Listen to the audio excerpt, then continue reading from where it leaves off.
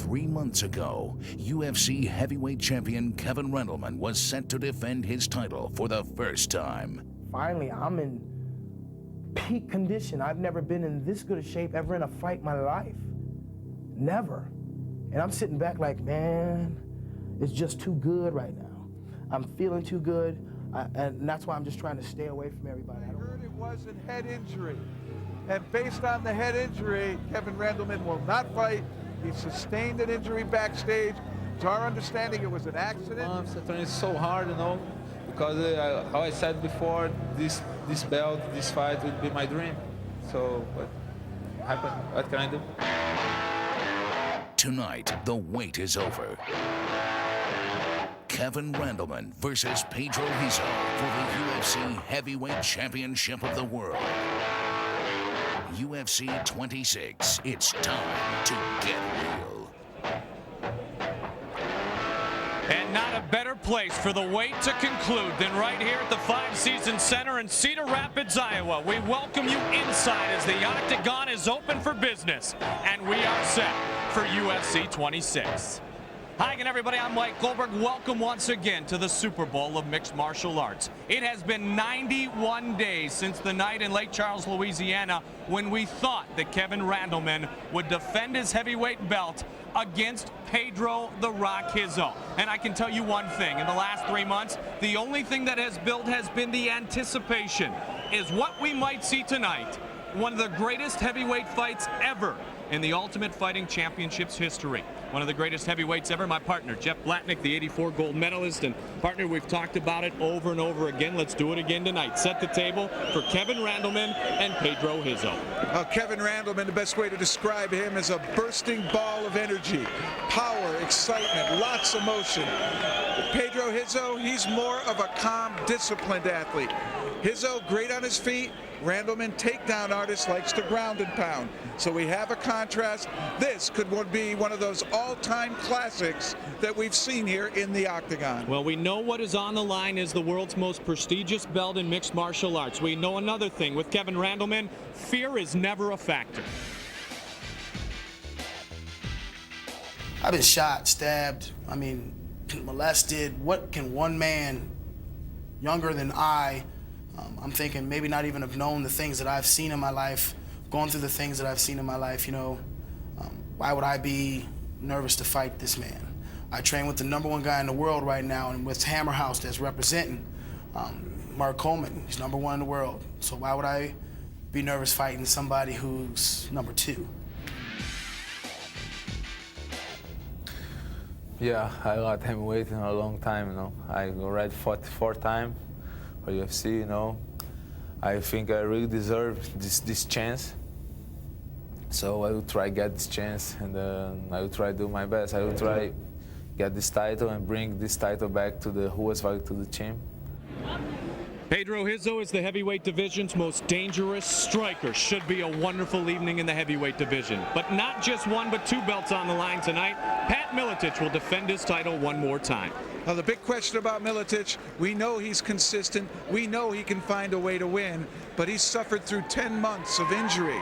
And the question now is, has he got himself back to 100%, or is he vulnerable to the youngster, John Alessio? Well, you've got Woody Hayes at Ohio State, Bear Bryant at Alabama, Dan Gable in Iowa, and this man Miletich will be the hometown hero.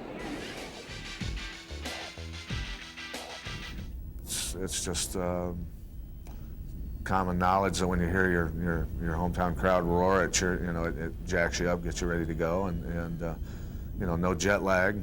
Drove an hour to the event, and it's just I'm at home, and it feels great.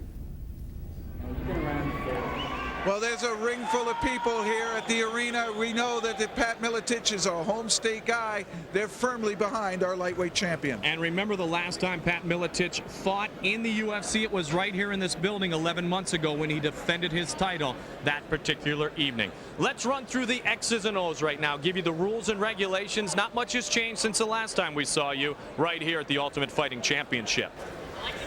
The UFC weight divisions, we have a brand new one here. It's called Bantamweight, and that will be less than 155 pounds. There's quite a few great mixed martial artists in that weight division. Lightweight will be 155 up to 170. Middleweight, 170 to 199.9, and heavyweight, 200 pounds and up, the big boys. The octagon regulations in terms of scoring. 3 judges will score the bout. Bout durations, preliminaries will be 2 5-minute rounds, non-title 3 5-minute rounds, title fights 5 5-minute rounds, and in the UFC there are no overtimes. Round winners on the 10-point must system will receive 10 points, and their opponents will get 9 or less, and this is based on effective striking, effective grappling, and effective aggressiveness, as well as octagon control. And in terms of dominating rounds, they will be scored 10-8 or less, and this is based on knockdowns, throws, heavy effective striking, near submissions, and fouls. Tonight's judges: Rob Zabilski will be our local judge from Lake of the Hills, Illinois, veteran Toli Mullinax out of Atlanta, Georgia, and veteran Jeff Mullen from Memphis, Tennessee. And those 3 judges will have an opportunity to take a look at the bantamweight division to get things started here tonight. It will be Jens Pulver against Jean Hoch. Jens Pulver, his fight strategy is to hit, and hit some more. I want to stand up. I want to keep it up. I want to go as fast and as hard as he can possibly try and push it. I want to be all over him as usual. I'm going to stick on him. Dirty box him. I'm going to come underneath him. I'm going to hit him. I'm going to make it impossible for him to take me down. And if he does, he's going to receive a lot of punishment on the way down first. So we'll see if he can grapple when he's dizzy. Yeah, sure. I know he's very tough. It will be a very tough fight. And whatever happens tomorrow, I hope make a good use to improve my skills after that. A ton of anticipation here in this building tonight in Cedar Rapids, Iowa, the beautiful 5 Seasons Center, as we are set for the bantamweights. Jens Pulver and Jean Hoch. He is from Brazil. He is a specialist in Brazilian Jiu-Jitsu. His specialty is certainly fighting on the ground. Considers himself a technical fighter. His trainer, Andrade, one of the great UFC competitors that we have seen in shows prior.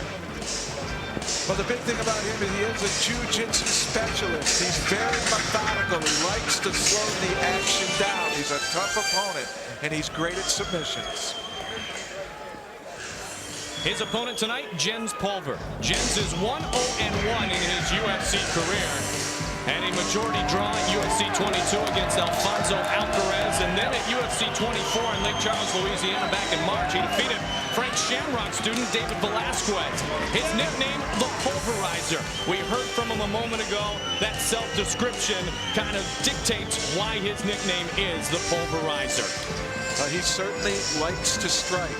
He really enjoys the stand-up game, and this is going to be a great contrast matchup between a striker and a grappler. He is working with Pat Miletich now, so he has great training on his side. Powerful puncher, good wrestling skills, and he's going to be in great shape coming out of that Pat Miletich camp. Look for him to be able to easily go the distance and put pressure on his opponent. So at first tonight here in Cedar Rapids, partner, we check out the tail of the tape, the new bantamweight division, 155 and under. Jens Pulver and Jean Hoch, 25 and 28 years old, respectively. MFS, you'll see it all throughout the night, is the Miletich fighting system.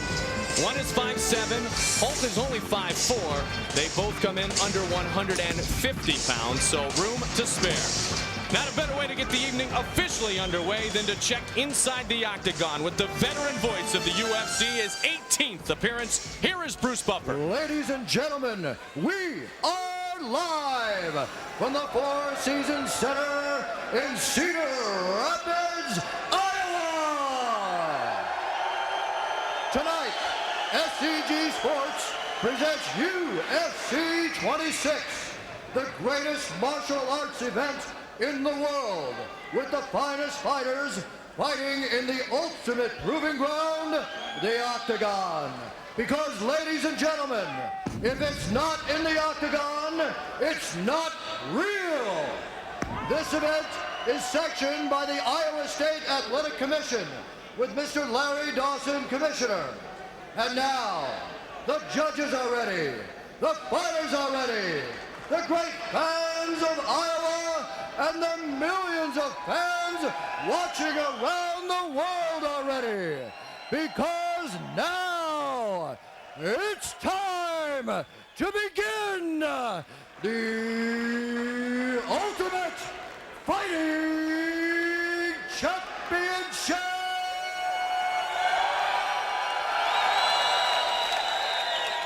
Our first fight is a bantamweight fight consisting of 3 5-minute rounds. Beginning with the fighter standing to my left. He is a Brazilian Jiu-Jitsu expert who is now making his Octagon debut.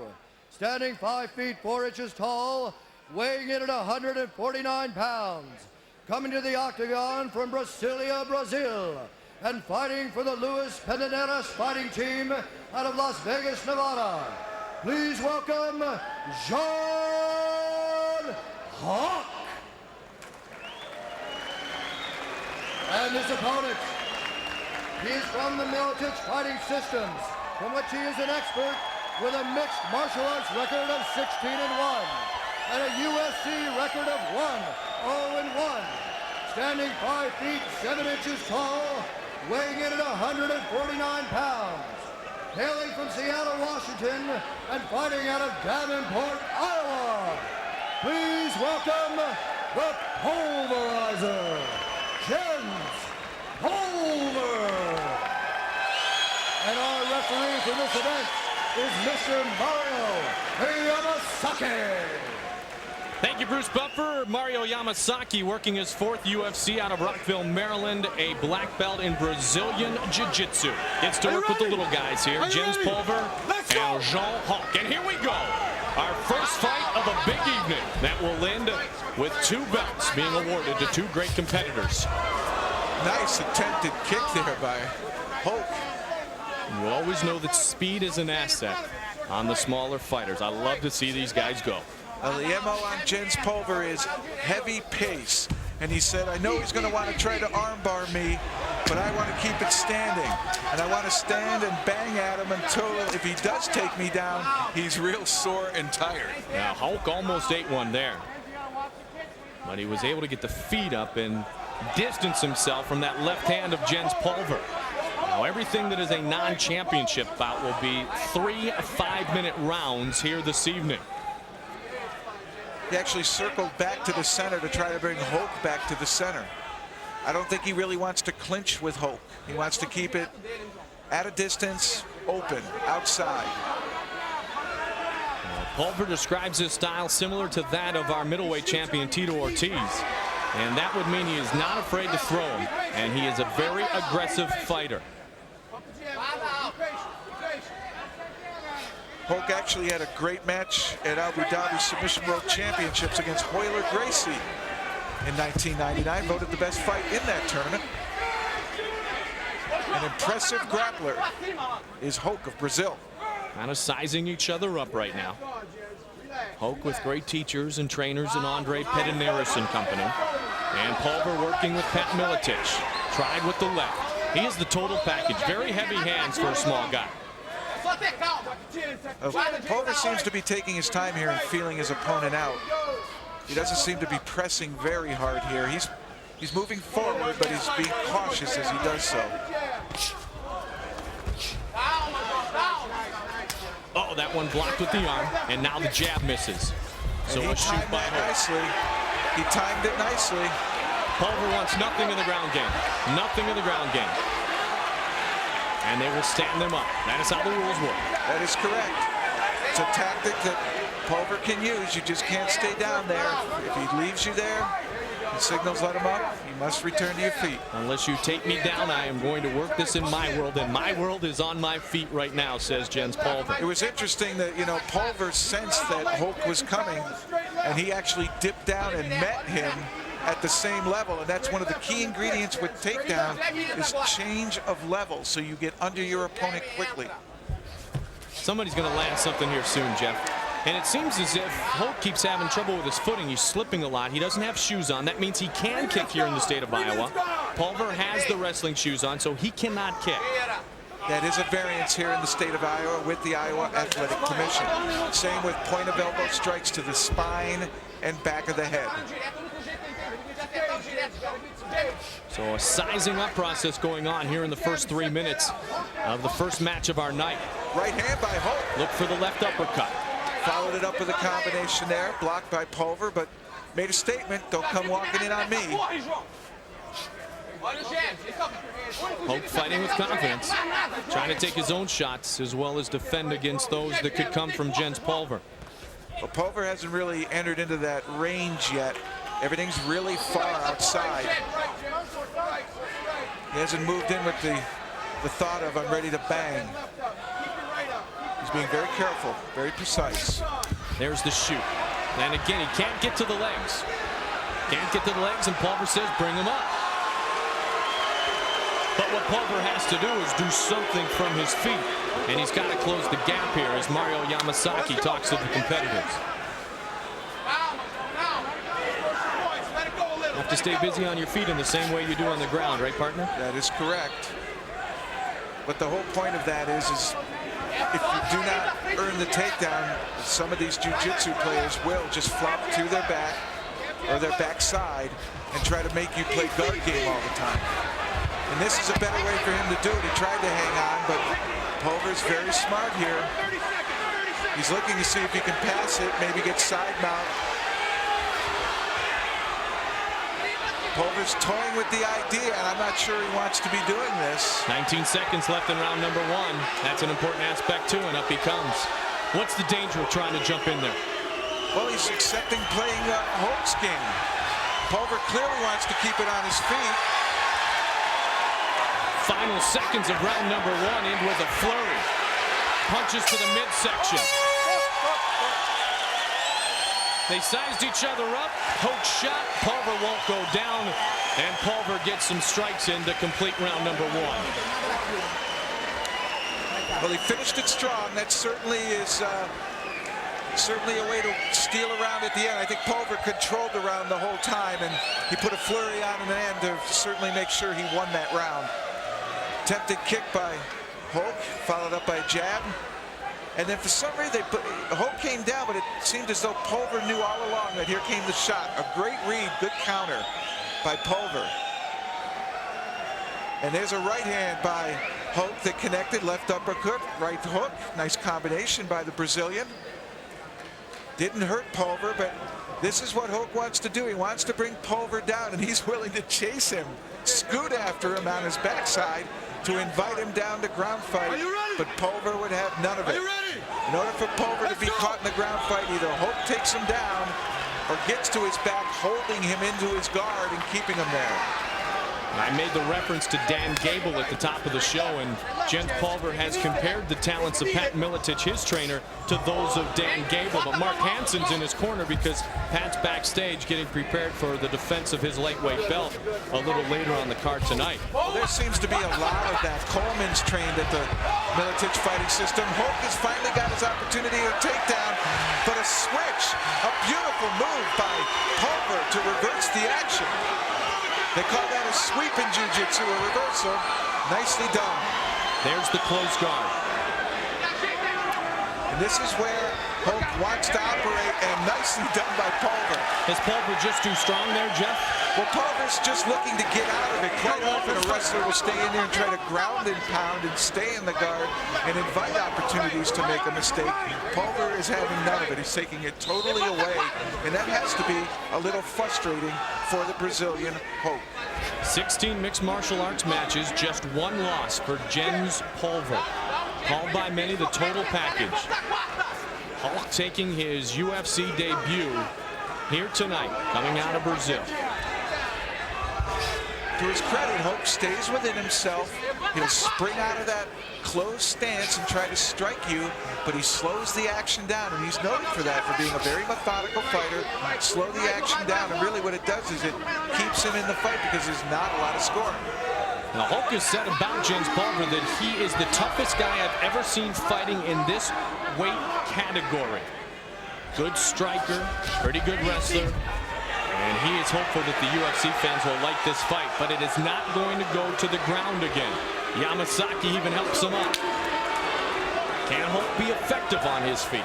He may be forced to do so. Well, Pulver's giving him no choice.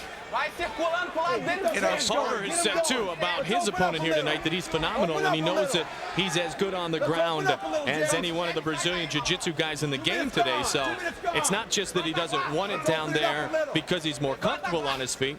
He doesn't want it down there, Jeff, because he knows that his opponent's much better on the mat than he is. That's correct, and he's perfectly within his rights not to play into Hulk's attempts to have him come down into his guard.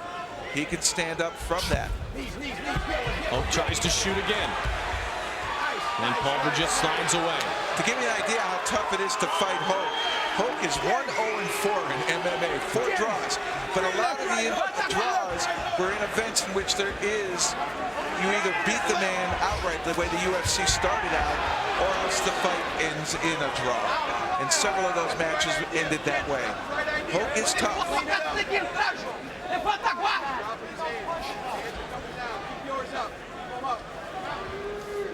Pulver, a dream to compete in the UFC. He's doing it for the 3rd time. What has to be frustrating for Hulk is he did get the takedown, and it just seemed as though when Pulver landed on his backside, he relaxed. And when he relaxed, Pulver hit that switch and was able to get that reversal, and it really negated the one good opportunity that Hulk had. The reaction of the crowd, I think, is going to be negative regardless of what we see here tonight against the Brazilian, with Pulver part of the Miletich team here in training in Iowa, Davenport, Iowa, where Pat's facility is right now. About to move into a much larger facility. Nice leg kick attempt. Nice double there. He got in tight. He might get this too. Put him into the fence. He's going to try to rip the hips out. Pulver's got an underhook. He's going to get out of it. Why is he so ineffective with trying to do what he wants to do? Because Pulver has scouted him well. Pulver knows he needs a takedown. Pulver trained against that running double leg tackle, and he's been able to stop it, particularly been able to read when Hulk is ready to make that change of level. He has met Hulk every time but the one time he got taken down. Hulk did have an opportunity there, but the fence saved Pulver from going down. I mean, he's tried to shoot as often as Pulver's tried to swing. Neither have been successful with either of their attempts so far. 25 seconds remains in round 2. 3 5-minute rounds here in our lightweight matchup. Oh, there's a shot. Right hand. And Pulver's hanging around, seeing if he did hurt him at all. Pulver wants him to close the gap. Pulver wants to fight. 8 seconds remaining in round number 2. Remember, Pulver finished round number 1 with a flurry. Let's see, he's doing it again. He seemed to want to come out. It looks like Hulk might have got him there, but time ran out. Again, a good chance. Certainly one thing you can look at, it happens a lot in the sport of wrestling, it happens in boxing, it even happens in football games, style. And this seems to be a clash of styles for Hulk. Just can't seem to get on track. And the one opportunity he had, a beautiful double, he gets his back into a good lifting position, circles backwards, breaking the balance of Pulver. But right there, Pulver hooks up the switch, able to turn into his opponent, nearly a cradle. Looked to maybe knee him there, but never got an opportunity and then got out. And then an attempted kick by Hulk was blocked by Pulver, doing a very nice job of defense. And then again, Hulk at the end of the round, nice double leg, got into the running mode trying to tackle, but the fence got in the way. A couple of underhooks later, Pulver escapes again. Thus far, it's been Pulver, but Hulk has had his opportunities. Maybe here in the 3rd round, he can finish one of those doubles and we'll see some ground fighting. Are you ready? But a masterful job tactically by Pulver, keeping it standing. Respect shown from both fighters. Someone has to take control here in round number 3, the 3rd and final 5-minute round. Who will it be? I don't speak of the Portuguese, so I cannot translate from the corner of Jean Hulk. Although you and I have been to Brazil. That's Andrade, no stranger to the octagon. Great Brazilian fighter. Fought here a year ago.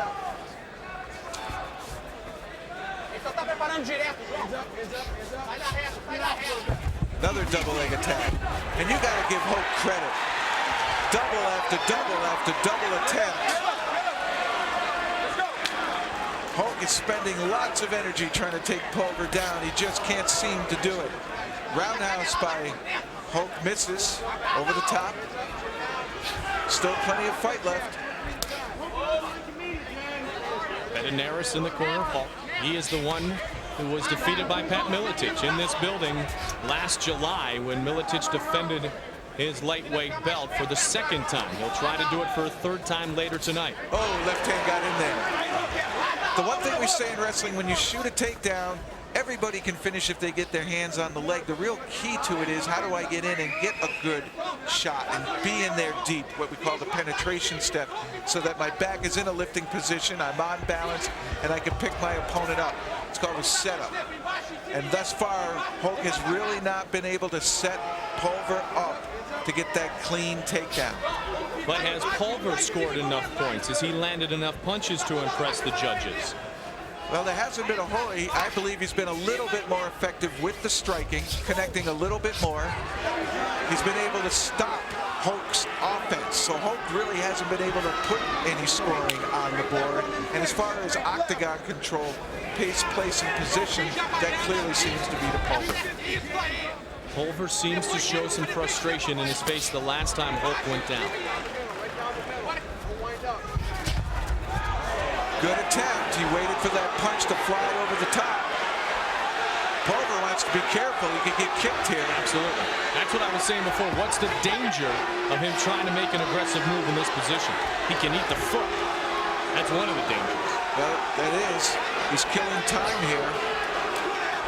Hulk is wasting an opportunity.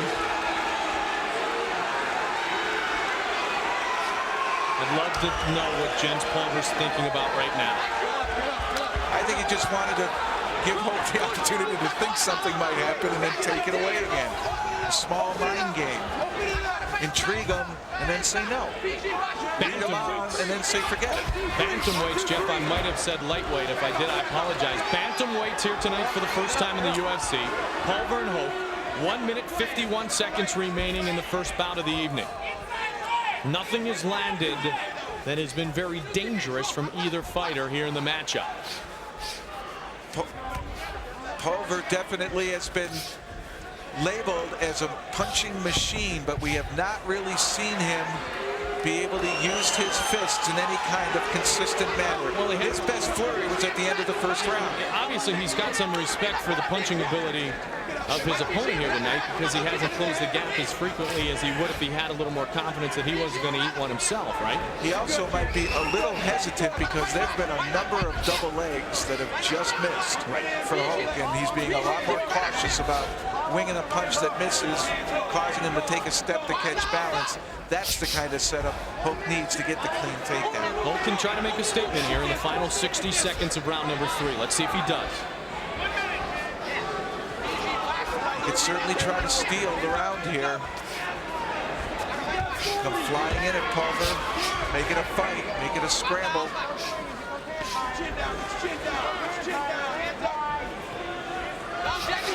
Combination misses.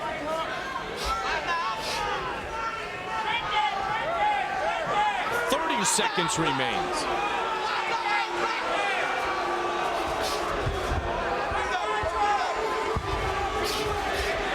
Ooh, and there's one of those kicks. There's one of those kicks. Pulver will have none of it, wants him on his feet. You cannot kick a man on the ground, but you can kick from the ground. 7 seconds.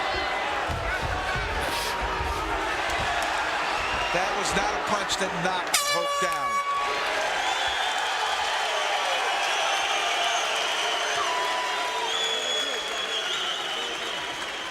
Clashing styles that never really clash. That's true. It just didn't really pan out that it was going to be a high-scoring fight. And really what stopped Hope was Pulver's ability here to counter the double leg tackle. Regardless of what Hope tried there, even when the double failed, he tried to pull him into the guard. He wanted nothing to do with it. Absolutely nothing to do with it. And right there you can see Hope pleading with Pulver to come down to the ground and do the thing down there, fight down there. And Pulver would not do it. A smart tactical fight by Pulver. He should get the decision. So Jeff Mullen from Mid-South Karate and Kickboxing in Memphis, Tennessee. Tony Mullinex from Atlanta, a black belt in Shorin-Ryu and a second-degree black belt in Korean Karate. And the local judge, Rob Zabilski from Lake in the Hills, Illinois, the head coach of Team Z Kickboxing and Z's Martial Arts Academy, will render our decision. It has been handed to the voice of the Octagon, Bruce Buffer, and we will find out who has won this first bantamweight matchup. Ladies and gentlemen, after 3 rounds, we have a unanimous decision for the winner, the Pulverizer, James Pulver. So Pulver goes to 2-0-1 in the Ultimate Fighting Championship. A unanimous decision goes the way of Jens Pulver. Coming up tonight, the most prestigious award in mixed martial arts. The heavyweight belt is on the line. Kevin the Monster Randleman waited 91 days to take on this man, Pedro the Rock Hizzo. Kevin Randleman is backstage with the third member of our broadcast team. Here is James Wormy. To be joined right now by the UFC heavyweight champion of the world, Kevin Randleman. Kev, thanks for joining us. It's been a full 3 months since last you were in the Octagon. Are there any after effects to the injury? What kind of shape is Kevin Randleman in right now? I'm in great shape. Pedro Rizzo wins with a knockout. That's fucking it. If it goes the distance, it's mine, and it might not even go the distance. I'm in way better shape than Rizzo. He's got to knock me out to win, period. Kev, you're in great shape. You've been oozing confidence all week long. How anxious are you to have a great showing here tonight as your first defense as UFC heavyweight champ?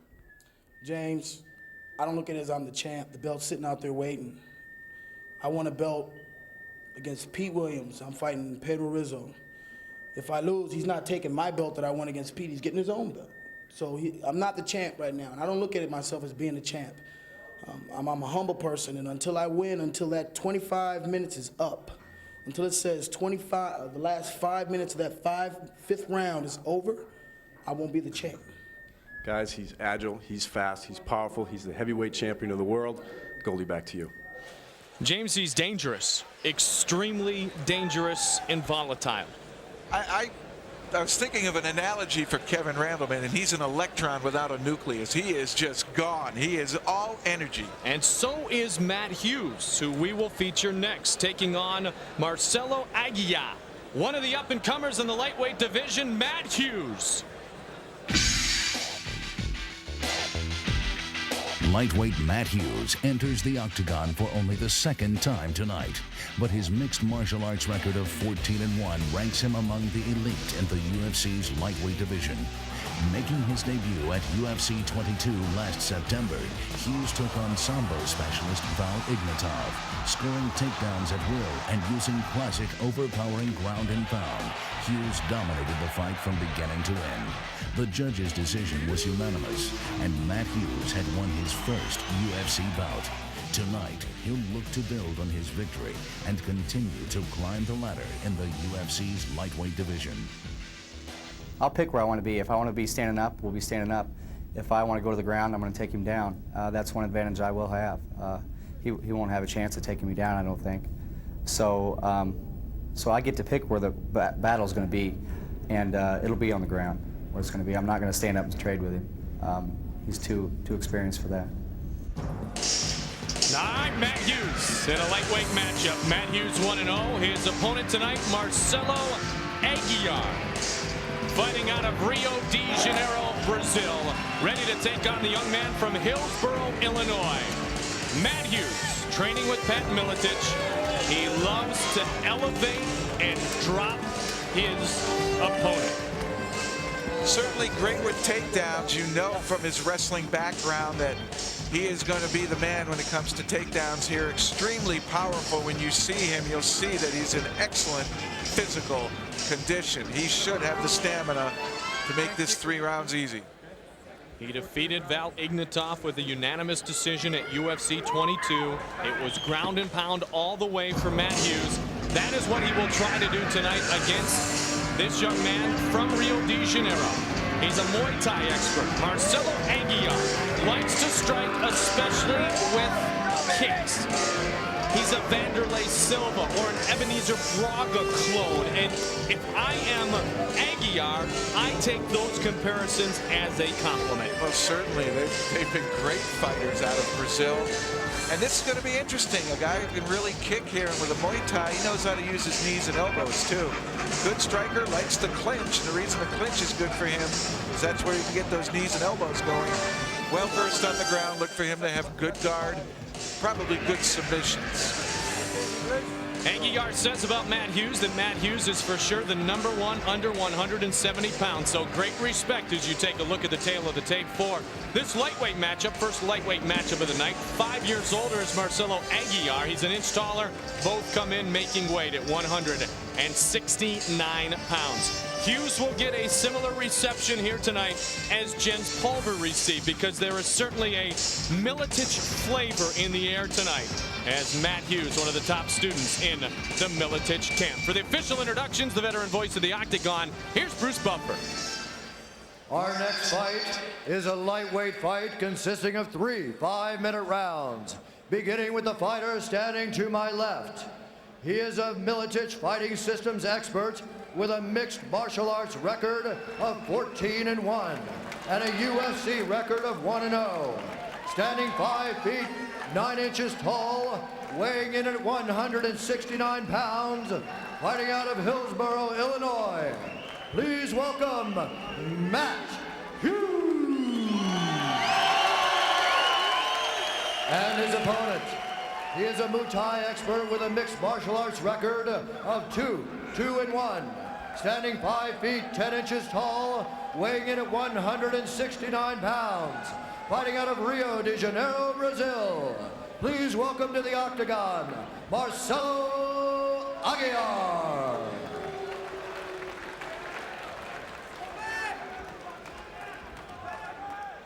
Mario Yamasaki will also be the referee for this, our second matchup of the evening between Marcelo Aguiar and Matt Hughes. Are you ready? Are you ready? Let's go! Here we go. Let's see what happens here. Let's see what Matt Hughes is all about. He is touted as one of the best in the world. Perhaps the top up-and-comer in the lightweight division. Certainly has a great future ahead of him with the skills he possesses and the discipline to maintain a physical physique that he is displaying here tonight. Looks like he invented the ab buster. And watch for Aguiar. He's a good stand-up guy with Muay Thai background. He's going to probably want to keep it on the feet. This is where Hughes likes, this is his patented slam. Take him from the guard and try to just bust him up. Aguiar did a nice job there countering that. Yamasaki was right on the ball there too. Aguiar reached for the fence. Mario had nothing to do with it. But yet Hughes wasn't able to elevate and drop with as much force as he may try to do later on in the fight. Well, this is Hughes' signature slam. That's something that he kind of brought in here. And it's been effective for him. But it seems as though Aguiar has done his homework, had that scouted out. Now the submissions of Matt Hughes are getting better and better, and in his corner is Jeremy Horn and Mark Hansen. You see Hansen right there with the red hat on, the full contact fighter shirt. Jeremy Horn is also right there. Jeremy's been great helping Matt Hughes display a different level of patience when working in someone's guard. And listen to how controlled, how deliberate the comments are. They're not excited, they're not emotional. They're keeping the fighter calm, making him use his head, thinking through all this. And he was digging some good left hands into Aguiar's ribs. And as we all know, it's the body shots that take the life out of the legs. Hansen, the best man in Watch him spin into your left side. Miletich is his best man, and Wedding's the best friend, and he's got that same control in the corner as Pat Miletich has, that same calmness, and a little ground and pound left to Marcelo Aguiar. Both your arms, Matt. You gotta watch them. Don't get outstretched. If you're going to pull back to throw big Good punches, advice. throw them with both Don't hands. want to give somebody in the guard there a straight arm and extend it on. Oh, try with the elbow. He's got that right forearm cradled on the neck. A shot and another. Hughes now starting to dominate. Bring it back over here, Matt. Bring it back over here. Watch your arms. Watch that right arm. Watch that right arm. There you go. I love that. Bring him back over here. You got his wrist. Bring your left elbow over the top. It must be unsettling on your back, an opponent trying to hit you, and he's got his friends inches away telling him what to do. Under control. Extra eyes. Hughes. Good coaching. Looking good, Matt. Looking good. Settle yourself down. Matt, grab his wrist and throw your elbow right over the top and don't let go of his wrist. When he missed with that bomb a moment ago, he got himself in a defensive position and didn't need anything on the return. 2 minutes in a round. 2 minutes in a round. Good guard, though, by Aguiar, showing that he can take this. Set up your shots. Set up your shots. At least maintain some solid defense from those strikes. Grab his wrist with your right hand. Pull it back and grab his wrist. Now throw that right elbow right over the top. There you go. That's a good shot. Don't get overextended, Matt. It's that little trick we've seen there with the elbow. Tie up the hand, come over the top with the elbow. Start working it. Don't get overextended. What does he mean there? Getting the arm straight, that helps set the arm bar, gives him the opportunity for the arm bar. And we now have a cut. Aguiar's cut good. But Aguiar appears to be okay. And Hughes is going for the finish. Hughes with the flurry. A right and a left. A right and a left again. Matt Hughes looking to close it out here. And the pace slows down. Still a minute left here in the first period. Still everything happening right in front of his corner. What an advantage. His left side. His left side. His twin brother Mark also octagon side with Jeremy Horn. Time. 50 seconds. It's 53 seconds. Let's work it. Let's work it, Matt. Watch your arms. Watch your arms. Matt, take your time. He's opened up a cut on Marcelo Aguiar. Matt, grab his right wrist, throw your right elbow over the top, just like you did to cut it. Slow down, watch his back. Don't put your legs in that. Lead with your knee. Lead with your knee. Lead with your knee. What does he want? What does he want? Yamasaki wants to call timeout and check the cut. Safety always of the ultimate concern for our fighters. And Aguiar is going to check the cut. That was not a stoppage of the fight. That is correct. That was a timeout. Yamasaki doing exactly the right thing. Leon Tabbs, veteran cut man, has worked in the boxing world for decades. And the Louisiana doctor, signed by the commission, will come in and make the call here. Do those elbows We don't have one. Dr. And that's going to do it. is also there. The fight has been stopped. The fight has been stopped. Matt Hughes victorious here tonight in Cedar Rapids, Iowa.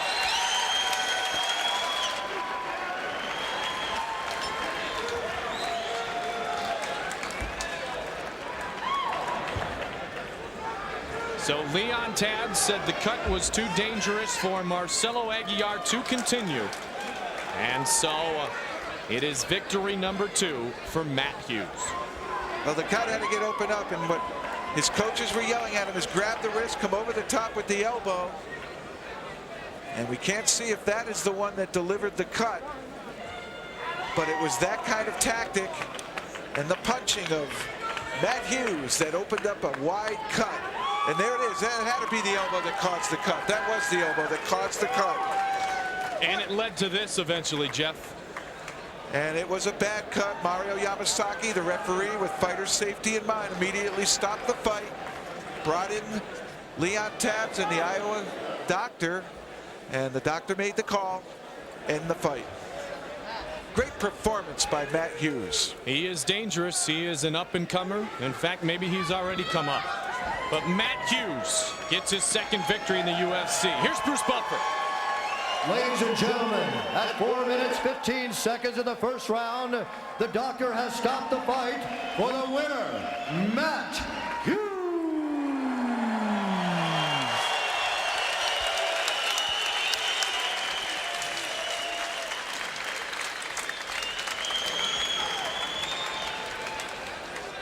So the Miletich fighting system 2-0 to start the evening here tonight.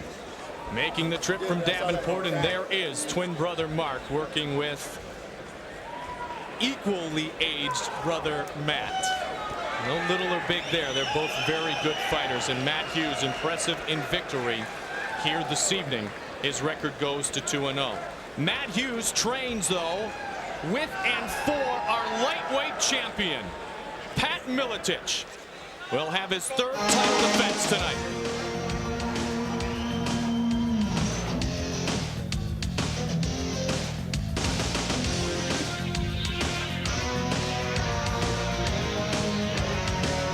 Pat Miletich, one of the greatest champions ever, the Croatian sensation, to defend his belt this evening here in Cedar Rapids. Here's James Wormy.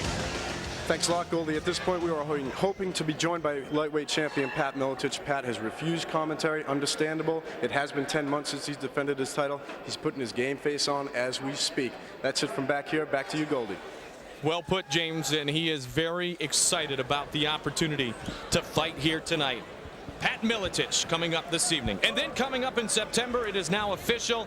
We will be back in the land of the Bayou in Cajun country, New Orleans, Louisiana, September 22nd, featuring our middleweight champion, the bad boy from Huntington Beach, Tito Ortiz, who in Japan just a couple of months ago became the new UFC middleweight champion, defeating that night Vanderlei Silva in a unanimous decision. Tito has told us in the past that he's only 30 or 40% of what he will become as a fighter someday, as his career has blossomed with a great speed here in the Ultimate Fighting Championship. So in September, Tito back in the octagon to defend his belt for the first time.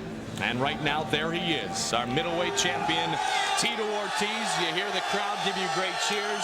How does it feel to be the champion? It feels great, man. Support out here in Iowa. I got some of my biggest fans out here in Iowa, so I thank for the support.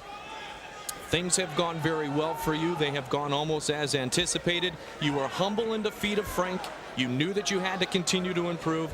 I believe, I know you agree that you have improved. Yes, for sure. I mean, I've improved about 90%. I still got a little more to go, but we'll see what happens. I got a lot more time to work. We're not at 30 or 40% of capabilities. No, a little more than that now? Not even close. Good. I have a lot more to learn. All right, well, that's good, because if he's still at 30 or 40%, Jeff, that's dangerous for his opponents. Well, certainly Tito, from the moment he entered the octagon, has shown everyone he has potential and talent, and possesses tremendous physical skills. And from what we understand, particularly with some of your performances here, you've really improved your ground game. You're no longer just really a striker with a good wrestling background. You actually like submissions now. Yeah, well, I'm willing to go out and risk my butt on the line and going to work with other people like Chuck Liddell, Scott Adams, and John Lewis, and other guys like Frank. Put my attitude aside and go out and learn. That's my attitude is right now. So made me a champion, and I'm willing to defend it. So all those middleweights be scary. What's the biggest difference between Tito Ortiz when he first entered the octagon and Tito Ortiz, the champion himself now? A lot more confidence and a lot more strategy. I'm not willing to go out there and just let it fly. But if it happens, it will. I got to get a good opponent to bring it out of me like Frank did. Now, I'll tell you what, we may see a good opponent that you could see in the future here in the matchup. Frank is, Tito's going to stay here in the booth right now and watch a young man in Alex Andrade, who is one of the best in the world right now, against Amari Batesh. This is a middleweight bout, and who knows, will one of these guys ever have the opportunity to fight against Tito Ortiz? We'll see. Andrade is very good, Tito. So is Batesh. Batesh coming into the octagon for the second time in his career.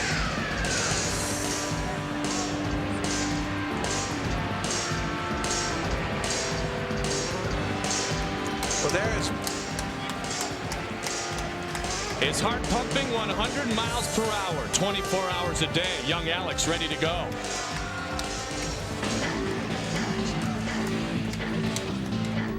It's exciting for me because I started from nothing. You know, we're just one of those local boys in the street. Not that I was bad, I was just a good kid, but I never dreamed of myself being to this level of life and competition. So I guess I'm happy. So the UFC debut for the young man fighting out of the Lion's Den. So there is a feeling of a Frank Shamrock in the background, and who could be a future opponent. We know one thing, he's a powerful striker, very good at submissions, Jeff. Certainly is, and the way I'm hearing from some of the members of the Lion's Den, some very confident members of the Lion's Den, that this is the real deal. And I'm interested if Tito, being a Californian, has heard of Andrade. Actually, I never heard about him yet, but we'll see what happens tonight. See if he can really live up to the opportunity that he's given himself tonight here in the Octagon. Amari Batesh will be his opponent. He was born in Rio de Janeiro, Brazil. He fights out of Rio de Janeiro. His style is Brazilian Jiu-Jitsu. He first appeared in the UFC back in 1996, and my goodness, who did he have to fight? Don the Predator Fry.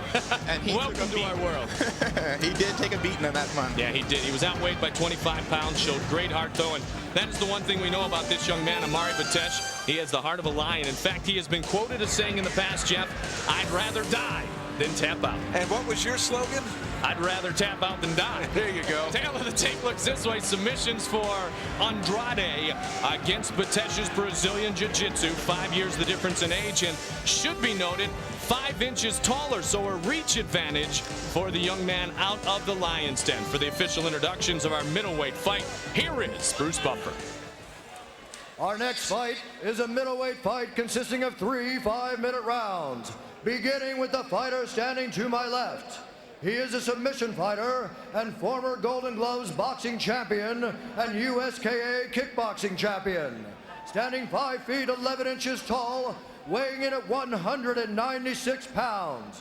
Fighting out of the Lion's Den in Dallas, Texas, please welcome El Toro, Andrade.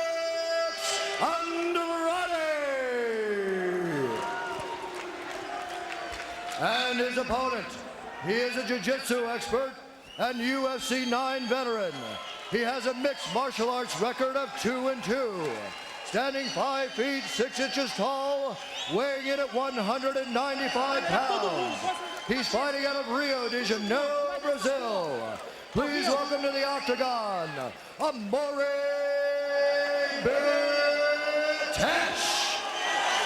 And our referee for the rest of the evening is Big John McCarthy. Big John McCarthy, a constant since UFC 2, his 29th Ultimate Fighting Championship. Here we go. Set to get the middleweight fight underway. See what these guys got. Let's get it on. And right away, we need to set the stage. Andrade is wearing shoes. He will not be able to kick, even though people say he's got good kicks. Said he sacrificed the kicking opportunity for traction by wearing the shoes. Andrade, a member of the Lion's Den. Guy Mezger in his corner. Ken Shamrock in attendance here tonight, as is Trey Telligman. And Batesh very confident coming out of the fighting country of Brazil. Tries to shoot. Looking for the takedown. Cover the head up position. Nice knees. Now Batesh is giving away about 12 pounds, and he has said in some pre-fight interviews that he is a bit concerned about that. He'll set that potential storyline early, see if it becomes a factor. Work for position, Alex. Relax. Well, hopefully he'll set the tempo right off the bat by using his jiu-jitsu on the ground, so we'll see what happens. Nice knees. Now, Tito, we know one thing. You, as a middleweight, still, because of your ability to work the weight on your body, you are generally the bigger guy inside the octagon when you fight, and you look at that as an advantage. Oh, of course, right off the bat. I mean, I work to cut the weight off and put it back on. That's the advantage. I got it down to a science. No one else can do it. That's what's lucky for me. The danger always is that you gas yourself. Tito has not had that problem. Tito Ortiz sitting in the booth there, our middleweight champion. Keep your hands up, go. Set the line straight. Cardio will never be a factor for Tito Ortiz. Batesh winging big leather against Andrade. Nice. Oh, nice. Oh, hit him in the eye. Hit him in the eye. That's he give him trying to swing and punch wild. Got his eye good. Got his eye really good. Andrade shaking up. We'll see how much Andrade got coming back after that right hook he got. But he's a former Golden Gloves boxing champion, so he's been hit before. but it's different when you get hit without a glove. Exactly. You have 16-ounce gloves protecting your hand compared to these little 3-ounce gloves. It's a lot different. I really think Miletich has startled Andrade with his power and his straightforward punching. Doing it again, left hook gets in. That straight jab works. Oh, and hits him. Oh, and he kicked him. That's illegal. That's going to be a foul. That's the point. He kicked him when he was down. That's one down. He kicked him when he down. You cannot kick an opponent when he is down. Yes, especially when you have shoes. Those are not split 1 point. Shoes. Yep. Regardless, there's no kicking when your opponent is down. Not at all. Plain and simple. John McCarthy jumps right in. The point, the foul has been given. There's that left hook that put him down, and as he went to get up, you saw the leg come in and kick. Miletich, big John McCarthy immediately in there recognizing the foul.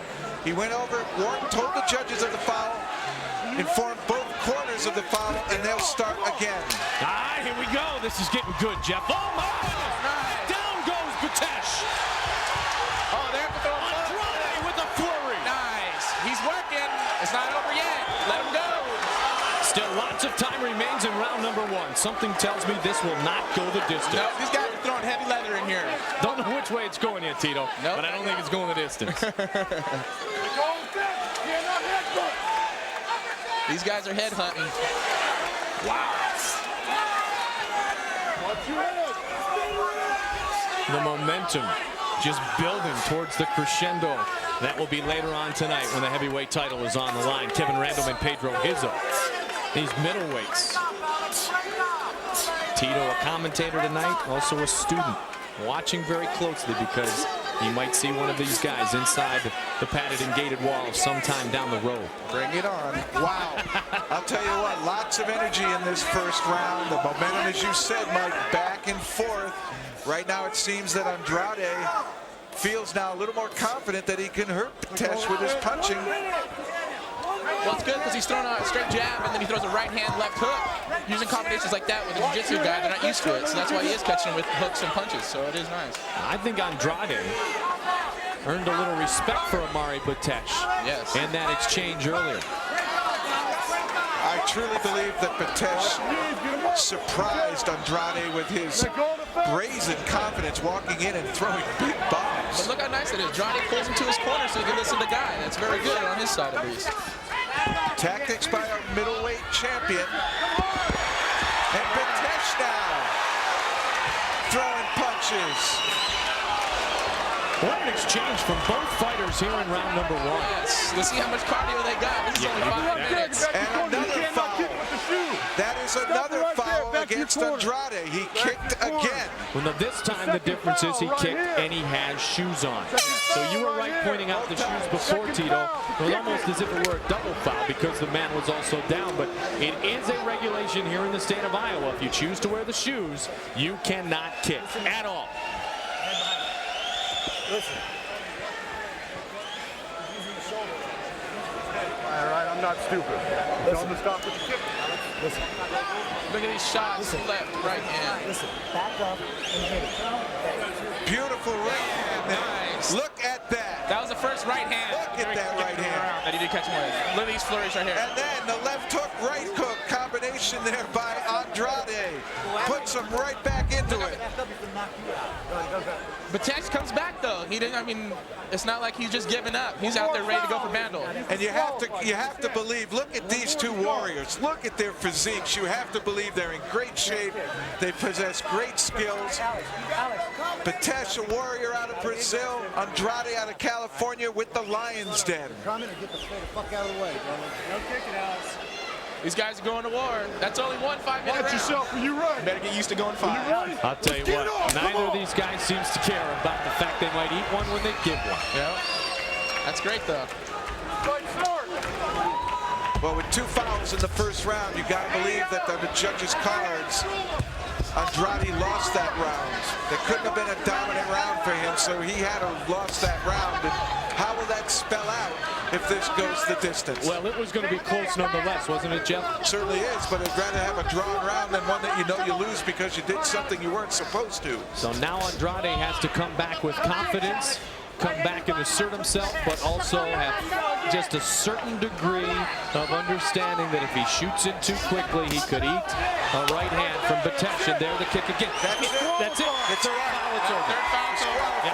You got to be level-headed. You got to know what's going on in there. You just can't let things fly like that. I mean, you got to have a game plan. You got to know what you're doing. As you can see, he was a little too overfulfilled, exactly thinking that he wanted to win by knocking him out and doing wild stuff like that, knowing that he couldn't kick with shoes. That call, I mean, well, he made the choice, and Jeff, you pointed out that he made the choice to go for the traction, and the instincts took over. But it's the wrong instinct to have because can't have it, can't do it, and the victory will go to Miletich.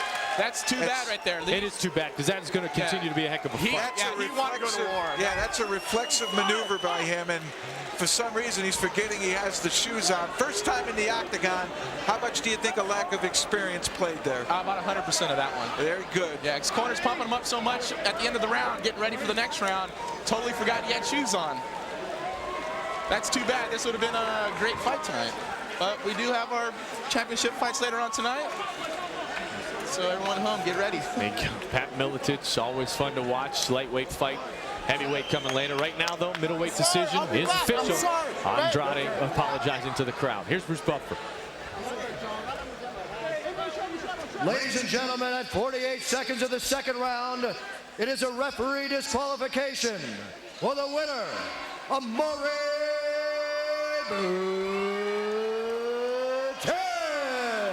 You know, it really is a shame because this one really was starting to build the momentum of our evening, Tito. Yep, that's good. But, you know, keep it level-headed through the whole time. Bad mistakes happen. I did it with Frank, and it will never happen again.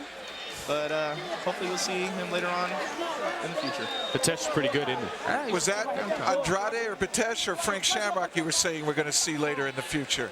I was hoping. I didn't mean to corny.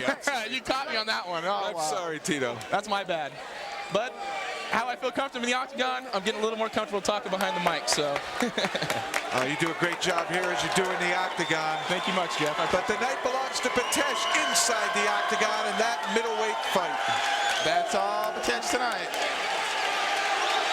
But with the doubt, I guarantee we'll be seeing Andrade's. Later question. Oh, you can see he's got a little something. Tito, thanks for being with us. Thank you much. Look forward to seeing you back inside the octagon in September. Yes, Mike. Jeff, thank you very much for having me. I appreciate it. Everybody at home in Huntington Beach, California, I'd like to say hello. My fiance, Kristen Isley. I'll be seeing you tomorrow night. Congratulations, buddy. Our middleweight champion, Tito Ortiz, in the booth here this evening. The middleweight championship belt, the only one not on the line tonight. Pat Miletich defends his lightweight title. And this man, Kevin Randleman, the former All-American from Ohio State University, our heavyweight champion, to take on Pedro "The Rock" Hizzo. People have sued to see this fight. We have waited 91 days. We will see this fight later tonight. Backstage to James Wormy. Thank you very much, Goldie. Here in Pedro Hizzo's dressing room, Pedro's getting loose, getting limbered up for tonight's main event fight. He has again declined to speak with us. He's getting ready for the fight. I did speak with him earlier. No fear of overtraining with the extra 3 months. As a matter of fact, he took a trip to Holland and trained with some top kickboxers there. He's being stretched out as we speak. Pedro's been confident, his quiet, confident self, as usual. Pedro Hizzo going to get his shot at the title tonight.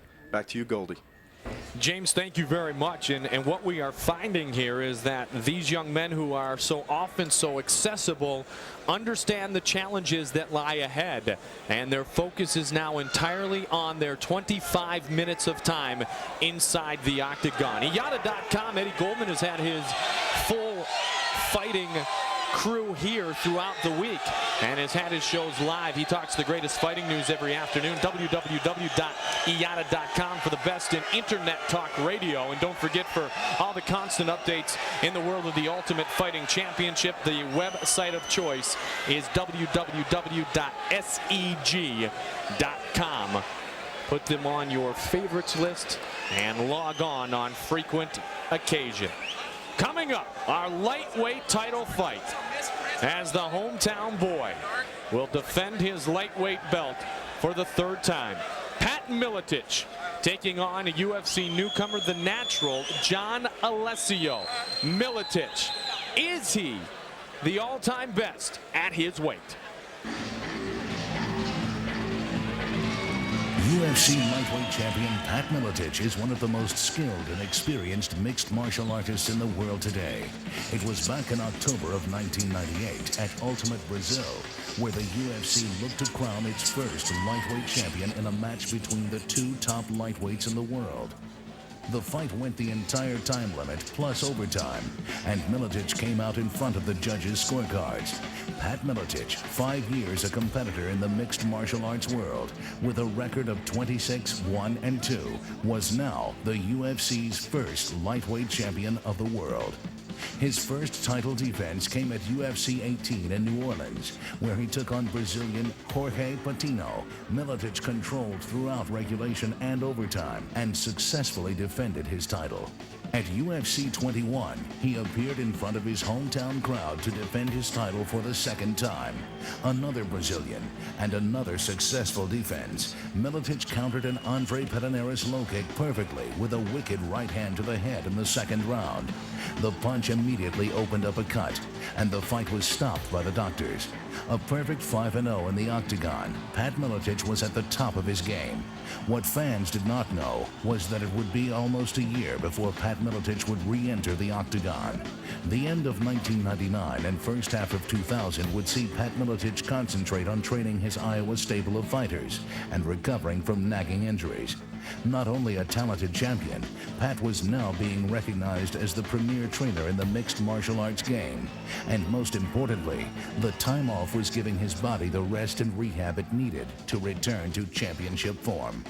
And so tonight, UFC lightweight champion Pat Miletich returns to the octagon, exactly where he left off 1 year ago, in front of his hometown crowd of Cedar Rapids, Iowa. A skilled master of composure and effectiveness, Miletich always seems to find a way to win. His legend and the next chapter of his legacy gets written tonight. I mean, I started watching this stuff when I was 17. Started training when I was 18. Now I'm only 20. You know, I got nothing to lose coming into here, fighting in the octagon. Youngest guy to fight for the world title. Also fighting a very tough opponent who's been in this cage many times. So for me, I'm in a win-win situation. John Alessio in a lightweight title fight appearance against Pat Miletich. John Alessio, one of our younger competitors ever, 20 years old, born back in 1979 in Vancouver, British Columbia. Now fighting out of the state of California with the great men who work at the Shark Tank. Along with the Lion's Den, he's got good background, he's got good training, he understands the fight game. They call him the natural because he has picked things up so naturally in his fighting career. Well, he's a good striker, he likes to clinch, and he's versed in submissions. And we could be looking at a Rocky story here. The young guy coming in, taking on the champion. He's being given a great opportunity. And we all know that Miletich has had some injuries, and everyone is wondering, is he 100% coming into the octagon tonight? Pat has had to deal with recently a partial rotator cuff tear, a jammed shoulder, some cartilage damage, back spasms due to joint problems. He's had to do a lot of flexibility training, chiropractic care to get everything working. And listen to the reception he gets from the crowd as he gets ready to work here tonight. They love him here in the state of Iowa. Pat Miletich from Bettendorf, Iowa.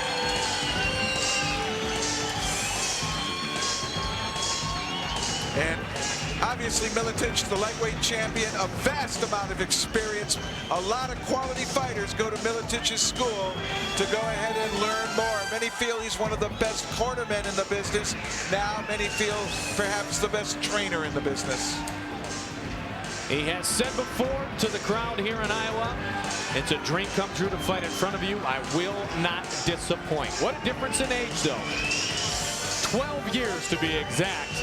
The height and weight, identical. Pat Miletich, our champion, against the challenger, John Alessio. Miletich 5-0 in his UFC career. The lightweight belt is on the line. And here's the veteran voice, Bruce Buffer. Ladies and gentlemen, this next fight is a fight consisting of 5 5-minute rounds for the coveted UFC Lightweight Championship of the World. Beginning with the fighter standing to submission fighter with a mixed martial arts record of 10-3. Representing the Shark Tank competition team, standing 5 feet 10 inches tall, weighing in at 169 pounds. Originally from Vancouver Island, British Columbia, and fighting out of Rancho Cucamonga, California. Please welcome to the octagon, John the Natural Alessio. And his opponent, he is a freestyle fighter and the creator of the Miletich fighting systems. He is a former Midwest Muay Thai champion and has a UFC record of 5-0. Standing 5 feet 10 inches tall, weighing in at 169 pounds. He originally hails from Davenport, Iowa, and is fighting out of Bettendorf, Iowa. He is the undisputed, undefeated UFC lightweight champion of the world. Fans of Iowa, your home state boy is here. Please welcome the Croatian sensation, Pat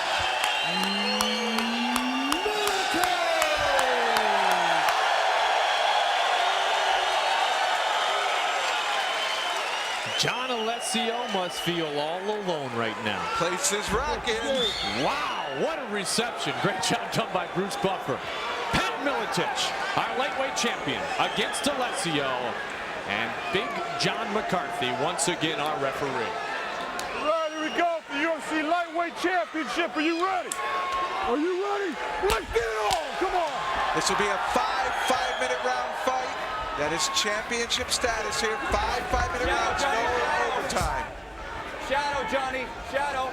Miletich doesn't know a whole lot about Alessio because there's not a whole lot to know about Alessio. Alessio may know everything about Miletich, but will that make a difference? Experience. This is as lopsided as we've seen. Experience on the side of Pat Miletich, but talent, raw talent, ability, certainly possessed by John Alessio. Well, certainly youth has its energy, but Miletich has experience, and we all know experience is a valuable commodity. And Alessio is now down. He has a guillotine, and he's got the full guard now. Miletich trying to relax here. This is interesting. The champion caught in the chokehold. Hang on that neck, Johnny. Sit up a little bit. Put your head up. Good. Grab your Takes wrist. instruction well, doesn't he? Eddie Millis in his corner. His trainer, his manager, the Shark Tank has been very, very busy. Shark Tank has over 90 wins in mixed martial arts competition. They got 14 fighters on the team, and they're undefeated this year in competition, and Miletich breaks free. John Alessio was working at a gas station in Canada, and a guy pulled up with a Gracie Jiu-Jitsu sticker on his truck. I asked to be trained with the Gracies. The guy said, yeah. He just moved in from California. Now he is in the Ultimate Fighting Championship in just a couple of years, as he said. Unbelievable. And a title fight. No martial arts background. A baseball player, soccer player. And he's in against a tough one, a savvy, gritty, experienced champion, Pat Miletich. But when Pat Miletich, Jeff, was asked about John Alessio, he said and he recognized Alessio's a tough kid, hard-nosed competitor. That's an elbow. Elbow back. Pat Miletich is a respectable, classy champion. He's not going to put down anybody in commentary, and he takes the fighting game serious. That's why so many fighters respect what he has to say in terms of tactics and strategy. Many may say he's not the flashiest fighter, but he does win a lot. But what I will remind our UFC fans of is last July 16th, in this building, Miletich defeated Jiu-Jitsu champion Andrade, retaining his championship at 220 of the second round. That was his most impressive performance inside the octagon as far as striking was concerned. He brought a little something different that night. It'll be interesting to see if he goes with that type of tactic here this evening. Well, he's a good ground and pounder here. He's not going to look to try to pass guard and play a ground game of jiu-jitsu. He'll do ground and pound here, and he's used to striking down here, and he stays pretty busy with his strikes. But Alessio, really new to the mixed martial arts game. You told the story of how he got involved. and his nickname, The Natural. He seems to pick up things quickly. The problem he has, you can't pick up experience quickly. You've got to pay your dues. And that perhaps is the only quality that Alessio lacks, having come into the octagon in his debut tonight. Now the fans in this house are heavily favoring the hometown boy, Pat Miletich. Born in Davenport, fights out of Bettendorf, the Croatian sensation. 5-0 in his UFC career, but his fiance, Lynn Bergeron, came in for the intro and then left. Doesn't like to watch Pat fight. She'll know the outcome soon enough. I'm a little surprised here. Everybody's here tonight. I'm a little surprised here. Alessio's doing a great job of guard here. Miletich is yet to really get off any kind of striking that's going to score. It seems every time he winds up the punch, the elbow covers the ribs. There's nothing to hit. That's it, John. John, you better push away from the fence. And perhaps that jiu-jitsu theory of make that top man work, fatigue the top man, make him earn every single inch of the way, may pay dividends for the youngster. Have we ever seen Miletich fatigued, though? We have never seen Miletich fatigued, but we haven't seen Miletich in 10 months. That's a long time. A lot of things can change. Injury can change an individual. And having walked into a guillotine and struggled for 30, 45 seconds there, you know, that might have sent a shiver down his spine, you know, make him a little hesitant to open up. Walk up and hit him. Watch your head. You're doing good, babe. Hit him. 15 seconds remains in the first of what could be 5 Hold that head down, Johnny. rounds of fighting here tonight. Walk up on him. Give me the fast. 5 5-minute rounds. Final 5 seconds. That's it. Walk up on him. And you can see the sweat pouring out of Miletich's back. All right, so you can get this, man. Yes, sir. You can do this. Give me your look at your face. Hey, okay. All right, same game. Don't get too overzealous. Punch him. Look at me. Look at me. All right, you're doing good, babe. Good.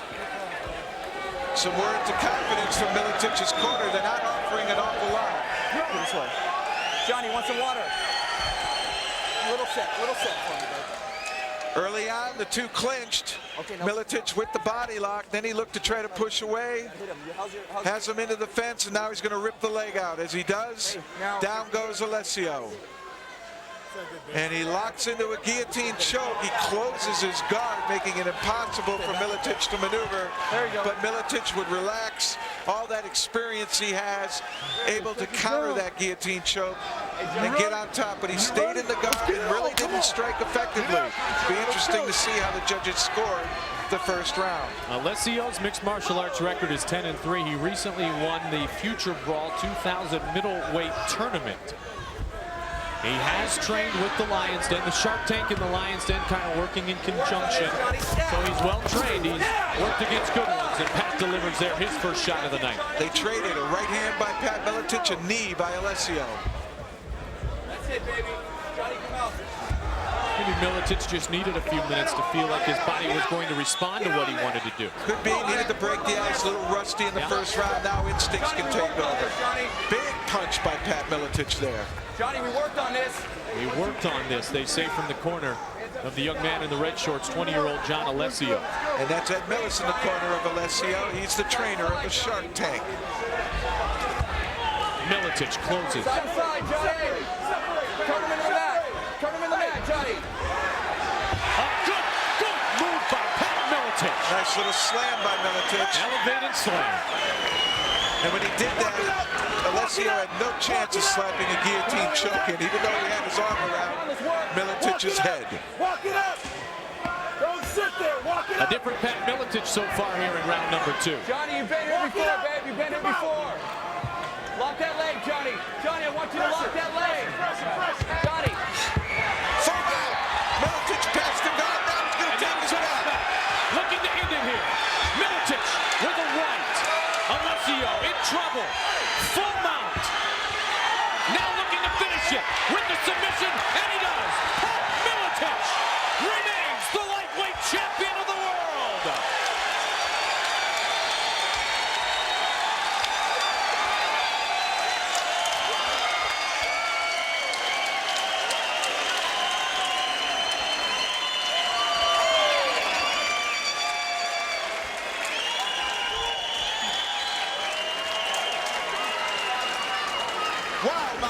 Croatian sensation. Wow. All that experience, got into the flurry, passed the guard, knew what to do, knew how to finish, started to strike him, and then finished with the armbar. Miletich with some flash. That ought to make the underground and the combat list do some talking on the internet. I'll tell you that one. Many didn't think he had flash. He showed it there. Wow. Taking a page out of Matt Hughes' book. And then with the full mount, he goes to work on the young man from Canada, John Alessio. Found a limb, locked it up. Championship belt remains in possession of the Croatian sensation. That was the thing we wondered. When Alessio got in trouble, would he be able to do anything about it? Giving the experience of Miletich, trying to push him away. But at that point, the minute he extended the arm, the minute Alessio extended the arm to push his opponent away, Pat went in for the submission. He is 6-0 in the UFC. Here's Bruce Buffer. Ladies and gentlemen, at 1 minute 45 seconds of the second round, we have a winner and still the UFC lightweight champion of the world, the Croatian sensation, Pat Miletich.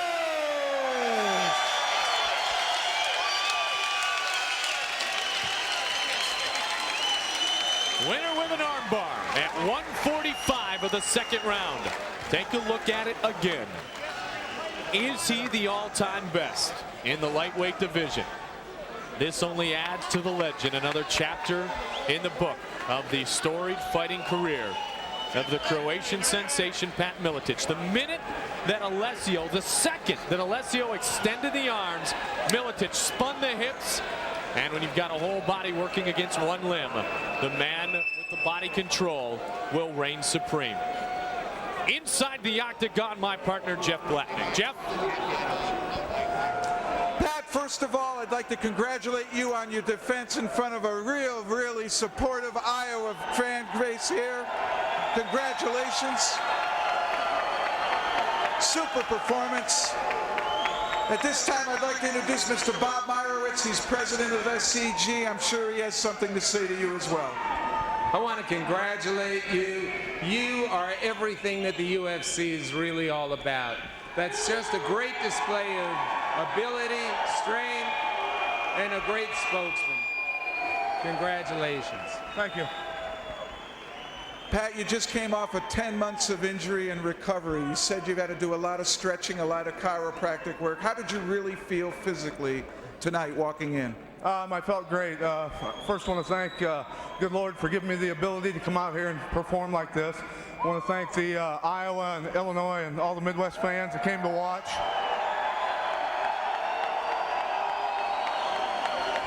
I also want to thank Trey Wyatt from Wyatt Fitness in Wilmington, North Carolina, for teaching me how to lift weights correctly and get my body strong again like it used to be. But my fiance, Lynn Bergeron, is a chiropractor. She kept me in one piece. And all my training partners, I have the best training group in the world. My training partners are, without a doubt, the best in the world. And I want to thank Omri Patesh and Arthur Mariano Souza for helping me. That armbar was a little variation that Omri taught me. And but most of all, I just have to thank my training partners because they're the reason I'm a world champion. And after I retire from fighting, they'll be world champions also. I want to concentrate on them. Well, physically, obviously, you seem fine. You feel you're back to 100%? I feel, you know, the first round was just a feeling out thing for me and see how I was doing physically. Second round, I came out and it was time to get to work. There are actually rumors throughout this 10 months that you might even retire. Do you think tonight was a statement to those people? I'm not retiring until I'm ready to retire, but in my head, I know when I've set the date for my retirement, but very few other people know. You're also known as a methodical fighter. Tonight you submitted someone. Do you think that's the flash people wanted out of you? You know, I just was a very safe fighter because I knew there was so much on the line all the time. And the past year when I had injuries, I couldn't perform the way I used to when I was younger, but now, thanks to my training partners and the lifting correctly and the hard training, I'm back, and I'm back 100%. Well, why don't you take us through the end of the fight there? You were able to get the man down. You then got to the mount position. Walk us through from here. It's just a matter of, you know, the last year before this, I've been out of shape and wouldn't have even seen this move in my head. I would have been tired by now and just trying to survive. It was just a matter of I'm fresh. I'm not even tired. And when you're not tired, you see things. Well, Pat, congratulations. You were able to defend your lightweight title. You just admitted you even got more to learn. We're going to see more of you. Congratulations. Thank you. Back to you, Mikey.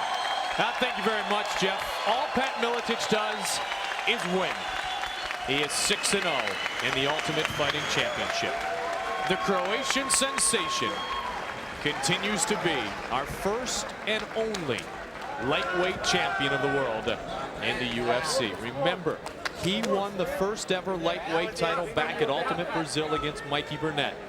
And tonight, defense number 3. First Patino, then Pederneiras, and now Alessio goes down. Who will Tito Ortiz defend his middleweight title against in September? It'll be September 22nd, 2000. We will be right in the heart of the fun part of New Orleans, Louisiana, right downtown. And we look forward to bringing you the Huntington Beach bad boy, Tito Ortiz. A full great card put together again. It is in the works right now for September 22nd, 2000, as we return with UFC 27 that night. Well, we should say, too, you talked about a great card. So far, this has been a great card, and our matchmaker, John Peretti, is not here. We understand he has some illness in the family. We want to wish both John and his family the very best in health, and we hope to see John again very soon. Now, certainly our prayers are with John Peretti and his family, one of the members of the family here in the UFC. Pat Miletich going to bask in his glory. You know what, Pat? You worked your tail off the last year. Enjoy it, because you are the one and the only lightweight champion. Backstage, let's get an update from James Wormy. Thank you very much, Goldie. We have some very, very exciting news for the Ultimate Fighting Championship. There's going to be a UFC video game coming out soon. I'm pleased to be joined by the developers of the game, Mike Arkin and Jeff Barnhart from Crave Entertainment. And Jeff, we'll start with you. Tell us about this game. We've been waiting for a UFC video game for a long time. Yeah, well, I think everything we're seeing here tonight, we have in the game.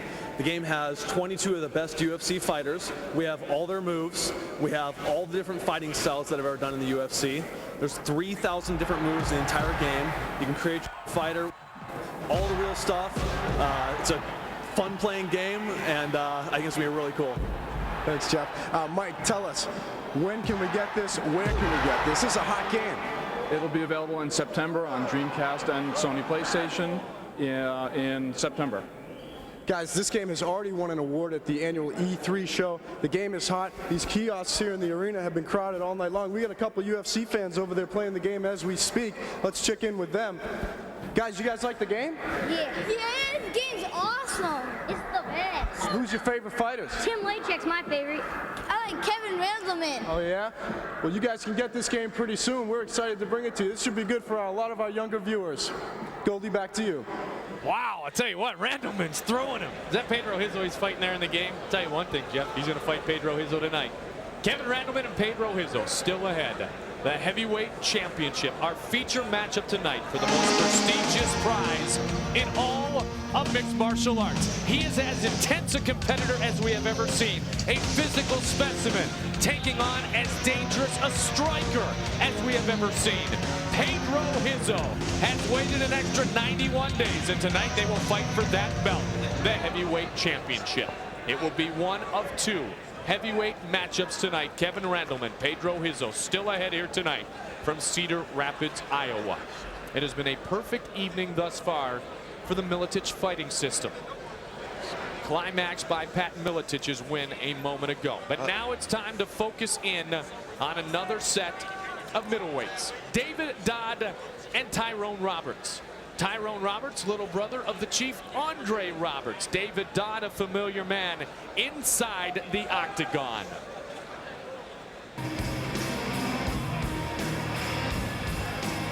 Well, I only live 45 minutes away. A lot of my fans are going to be here, a lot of my family. I'm going to put on a show for not only them, myself, but the whole fans and the whole pay-per-view audience. It's an honor to be here. I know he's a boxer wrestler. I know he trains with Miletich. I'm pretty sure that his strategy is going to be to brawl, sprawl, and play safe, as mine is to slip, clinch, and submit. And I think we're both recognizing each other's strengths and weaknesses, you know. So I'm pretty sure he knows that's what I'm going to do, and I know that's what he's going to do. So right here in Cedar Rapids, Iowa, we get to see another one of Iowa's own. Another young man from the Miletich fighting camp against David Dodd from Phoenix, Arizona. There's Tyrone Roberts. He's from Tama, Iowa. He's about 170 pounds lighter than his big brother, Andrade the Chief Roberts. Tyrone currently 4-0 as a professional boxer and an impressive 11-0-1 in UFC style fights. But this is officially his debut in the Super Bowl of mixed martial arts, except no others. This is the real deal. This is the UFC. And Tyrone Roberts knows that. That is David Dodd right there, who has just made his way inside the octagon. David Dodd returning into the octagon for the second time. This will be the first time David Dodd is fighting as a middleweight. At UFC 21 in a preliminary matchup, he fought as a heavyweight, losing to Travis Fulton. So David Dodd makes his way inside the octagon here this evening. He claims he's new and improved with the lighter weight. He's quicker. He feels his stamina has gone way up. And he is a jiu-jitsu practitioner. You heard him. Both guys set each other up. One's a puncher, the other's a grappler. The classic contrast. Good ground control, great at submissions. And as I said, he really feels his cardio has gone way up. All right, here is Tyrone Roberts. Tyrone Roberts, 27 years old, 5'9", about 192 pounds. And he works his way in for the first time. As I mentioned before, he is about 170 pounds lighter than his big brother, Andrade the Chief Roberts, who fought in this building 11 months ago. Certainly they're different fighters, they're different body types.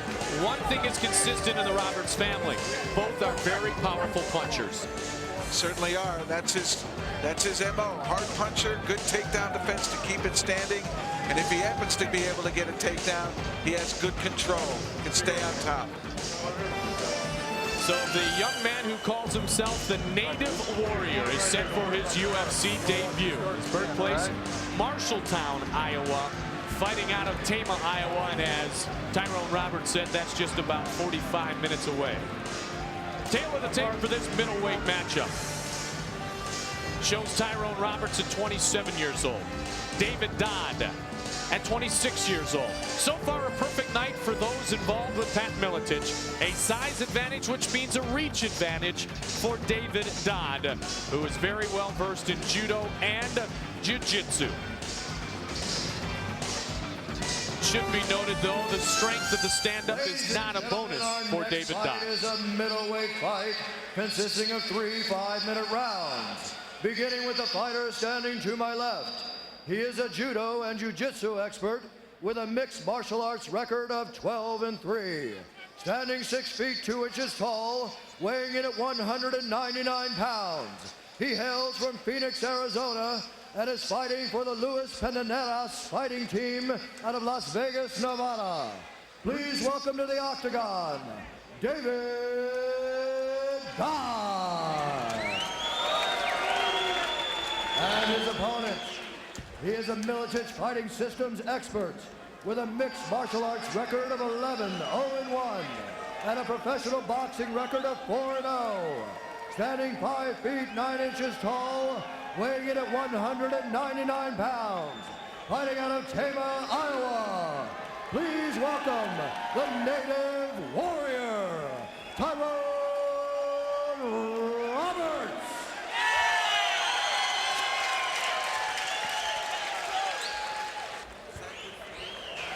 Tyrone Roberts in the white shorts. David Dodd in the black shorts. Big John McCarthy, our referee. Here we go. Are you ready? Are you ready? Let's get it on! Here we go, my favorite 4 words. And the middleweights take the center of the ring. Tyrone isn't wearing shoes. I wonder if he feels he has some kicking ability there. Dodd made him eat a fist. Dodd enjoys a huge reach. Should be able to employ some jabs there to keep Tyrone off of him. David Dodd said he had no problem getting down to the weight to fight in the middleweight division. In fact, he feels he moves better, he breathes better, he's faster, he's more agile. He likes coming in at under 200 pounds. David Dodd can strike, but that is not the best part of his game. He ate a couple there from Tyrone Roberts. Tyrone seemed to wade in there with purpose. He closed the distance. Now he's backing off again. Known as a powerful puncher is Tyrone Roberts. Known as a great practitioner on the mat is David Dodd. Dodd's father had a judo dojo when he was young. Did judo at the YMCA. Joined the judo club when he was in the U.S. Marine Corps. And again he gets hit. Tyrone seems to do better when he moves forward. Tyrone on the left, and an uppercut. Roberts seems to display a lot of confidence here. He's got a front headlock position, but he's better off, separating, get outside, and start with the punching again. Clearly he comes from a boxing background. That's his strength. That's left there. Well, Roberts was quoted before the fight as saying it's going to be hard for Dodd to take me down because of my wrestling background, and now the first time the fight goes to the mat.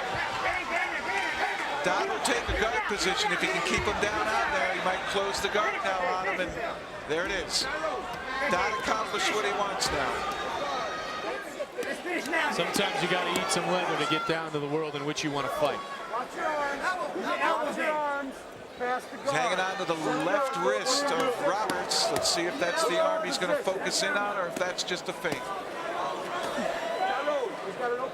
Tyrone, a former Iowa State wrestling champion, as a sophomore in high school. Wrestled till he was 19 years old, then quit for a little while. So he's comfortable down low, and you know if you win a state title in this state, that you've got some pretty darn good skills. Well, he showed some good sprawl there. Dodd came in, and he could have tried to strike him while he was down there on that knee with his head down, but he chose to finish. He wound up in Dodd's guard. And Dodd is really holding on to that left hand. And Dodd, he is cut. Roberts is cut. There's blood on the chest of Dodd.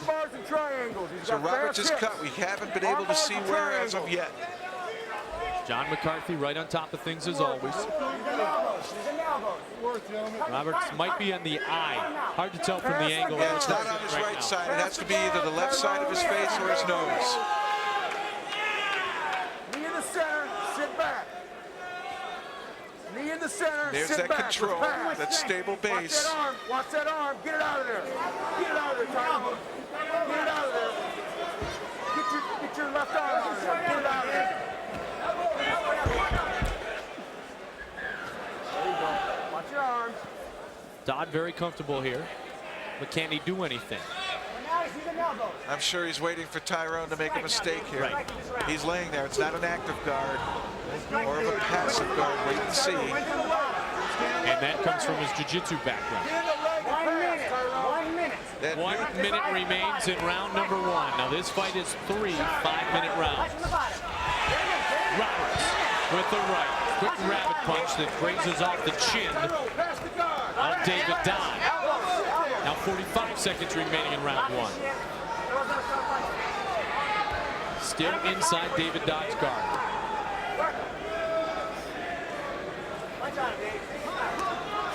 Still amazes me the effectiveness of the guard. As a wrestler, I'll never cease to be amazed at how well these guys are trained from their back. Just amazing. Dodd doing a great job here of negating Roberts' punching ability. 20 seconds. 20 seconds. But whatever that cut was, it doesn't seem to be serious at all. 10 seconds. Work it. Go, Dave. 10 seconds. Work it. Miletich and his guys undefeated so far here tonight. And a good show by Roberts and a strong finish. It is his nose. At the end of round 1. His nose is bloodied up. You're right, partner. Okay, let this guy get fucking tired. Let this guy get fucking tired. I know. Turn around. Let him get tired, okay? Watch yourself on the bottom there, okay? When he's coming up. Okay. Second round coming up. Okay. It's okay. These guys, the first are gonna be strong defending all their shit. Don't be so stuck on a submission right off the bat. You gotta get this guy fucking. Early flurry here in this bout. Dodd with some jabs and a nice left hook by Tyrone Roberts. Dodd tried again and then a right by Roberts. And then near the end of the round, they both started going hard, and there you could see the intensity of these two. Roberts had a little bit of a bloody nose. No damage to Dodd. You can get him on a fence, get him on a fence. Interesting round. Once again, a challenge for our judges. Are you ready? On the bottom, use the fucking elbow. Let's get on. Come on. Here we go. Round number 2. Good round 1 in the middleweight division. Tyrone Roberts, David Dodd.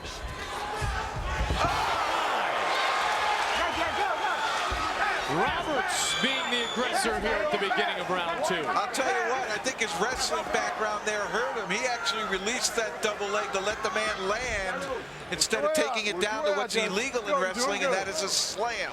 Just punch him in the face. Punch him in the face, Dave. Back off. Come in close, Dave. Now back within the guard of David Dodd, the 26-year-old from Phoenix, Arizona. Let's check backstage. James Wormy has big brother Andre Chief Roberts standing by. Thanks, Corey. Not backstage, but in the corner with Andre Chief Roberts. Andre, how do you think your baby brother's doing in there right now? Oh, he's doing great. He's doing great. He's controlling him. He's taking him down. He's connecting on some punches. He just needs to get past the guard and work from there. We noticed a little blood coming from the nose. Anything serious? No. He's always bleeding in the nose, just like me. The Chief is here supporting his baby brother. Back to you, Goldie. Thank you, James. I didn't see you sneaking over there next to Andre the Chief Roberts. Nose is bleeding just like me. I remember the last time Andre Roberts' nose got bloodied up. He returned the favor to Ron Waterman. Yes, he did. Lights out for Ron Waterman. There's the Chief. Andre Roberts, one of the great fighters featured on the video game that James Wormy told us about a little while ago.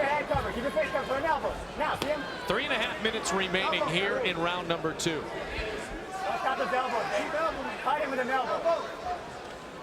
Roberts here taking a break. You can see his head's about halfway down. And Dodd now exerting himself. Nearly got a sweep, a reversal. This is good stuff. These guys are working hard.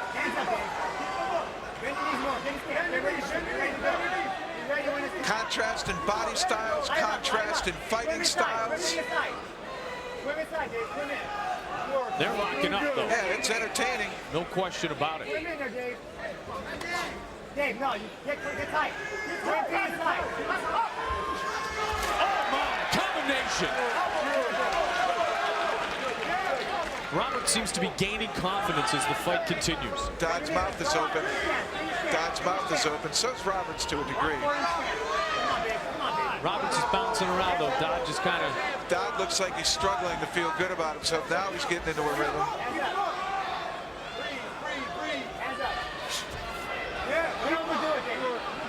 Timing goes first when you get tired. Dodd might be starting to feel it. Arms down, another sign of fatigue. And he's very straight-legged as he's walking. There's no bend in his knees, no way to really catch any power. Does Roberts sense it? I'm not sure. He should be taking advantage of it if he senses it. Best thing to do is circle, not walk straight away, or back straight away.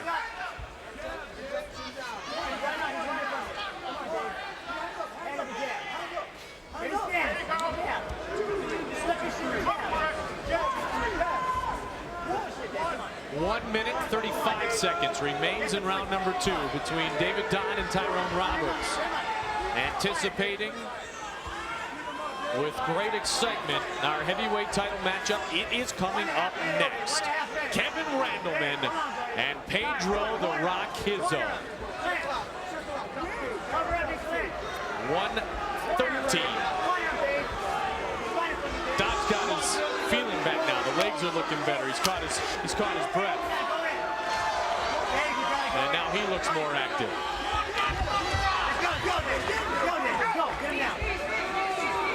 Can he take him down again, Jeff? I'm not sure Dodd is. I wonder if Roberts felt a little fatigued there, because when it seemed that Dodd was suffering from it, Roberts didn't take advantage of it.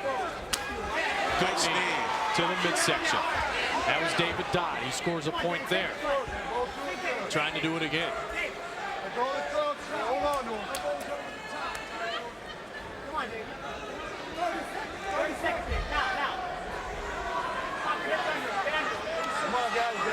If Dodd isn't finding success on his feet, and he is a jiu-jitsu practitioner, what he could do is try to get closer, jack him up taller, get his hips in tight, and then bring him down into his guard. Oh, for the combination that misses. That right hand just missed. He likes to work when he's tangled up and then push away and boom, boom, try to throw a couple of shots. Goes with a high kick. Time expires here in round 2. And Dodd gives him a good look before he goes back to the corner. Roberts with a nice takedown in that early part of the period. You're tired, it's showing, okay? Get yourself together here. What's that? Might have carried the round. There wasn't a whole lot of action by Dodd. There is the UFC rough and tumble side, and then there is the beauty of working this event. I would say there's the beauty of Iowa right there. Yes, indeed. Iowa's best. I like the broadcast team here. Beauty and the Beast. Thanks, Michael. I was talking about myself being the Beast. But. Yeah, you got Andrade there, that big heavyweight going. You might get me going now.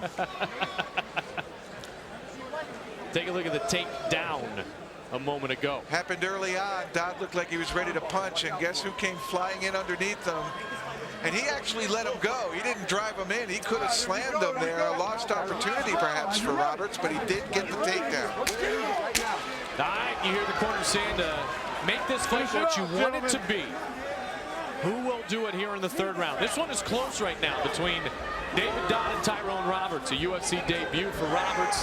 2nd appearance, first in the middleweight division for David Dodd.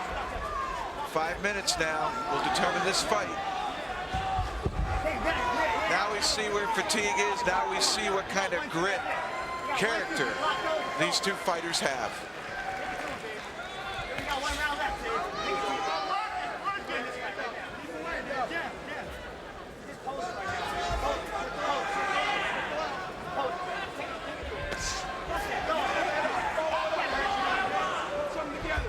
Oh, Dodd looked like he was ready to unload, and he thought twice about it. Takedown attempt, but Roberts will have none of it. Knee to the head. Roberts taking advantage of it. Nice, Tyrone, nice. Hands up, hands up. Nothing to wait for, nothing to ask for. Nothing to ask for. Roberts remains elusive. Dodd can't seem to stop him. Dodd perhaps should move a little faster to try to cut the octagon off and limit Roberts' range, but as yet he has not done so. Roberts remains elusive. And as you said, Mike, this is where Roberts likes to strike. In tight, off of a clinch, and then all of a sudden the combination coming out. Absolutely. Although he really hasn't connected in his attempts. But when he pulls out, he'll try the quick combination, and Dodd is well aware of that now. Get your head up. Work him, Dave. Work the center. It's over, Dave. It's your fight now. Your fucking fight. Work, move. This works. This works. And Roberts has the advantage here in that his arms are on the outside, so he should be able to get off first coming out of the clinch. Dodd has to pull his arms out from under Roberts, and that's going to take a little bit of time for Roberts to react and get away from. All right, somebody can make a statement here. This fight is anybody's right now, Jeff. It certainly is. I mean, the one thing that stands clear were the takedowns. But other than that, there hasn't been a whole lot of domination, or at least consistency in any kind of scoring.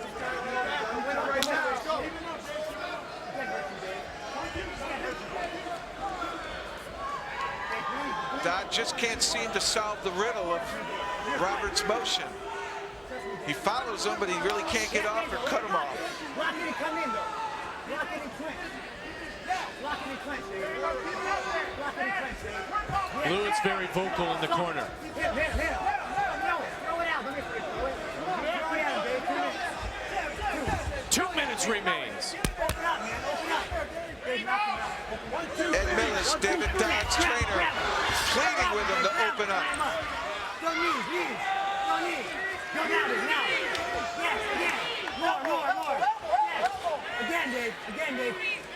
Come on, Dave. Work it, man. Excuse me, that's John Lewis doing the yelling. I apologize there. Separate. Get rid of him. Separate. 1:35 remains now. There you go. All right, let's see what happens here. 90 seconds. Whoever makes a statement here can win the fight. My apologies to John Lewis. Certainly encouraging his fighter. Take it to him, Dave. Another minute. Take it to him, Dave. Save nothing. Put your hands up. Take it to him. Hands up. Take it to him. For Dodd, it must be a frustrating feeling. He's really not the striker that Roberts is, and he hasn't had no success in trying to take Roberts down. Exactly. Roberts could be more active here. I don't know if the judges are going to hurt him for that. 1 minute. 1 minute. 1 minute. Let's go after him, Tyrone. Go after him. But Roberts has a couple of clean scorers that the judges can't identify. I'm not sure what they have for Dodd.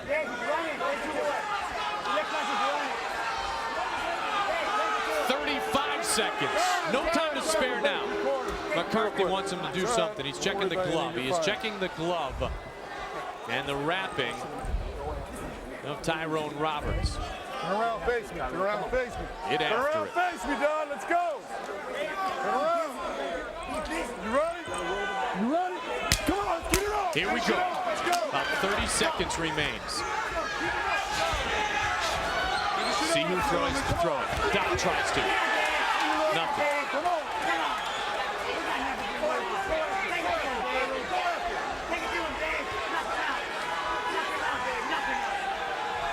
There's an opportunity. Dodd had him stationary, and he didn't try to take advantage. Roberts struck him there a couple times, couple knees by Dodd. Tough, close fight. Tough, close fight. Perhaps Roberts has the edge. So a decision will be rendered in this middleweight fight. Roberts tried a lot of combinations, didn't land a ton of them though. Well, Dodd finally got him to engage. Some wild punches by both fighters. Nothing really hard, nothing really clean. Roberts trying again at the end. That last punch, that right hand, just reached the chin of David Dodd. Didn't move his head. And that's where the fight ended. Judges doing their work.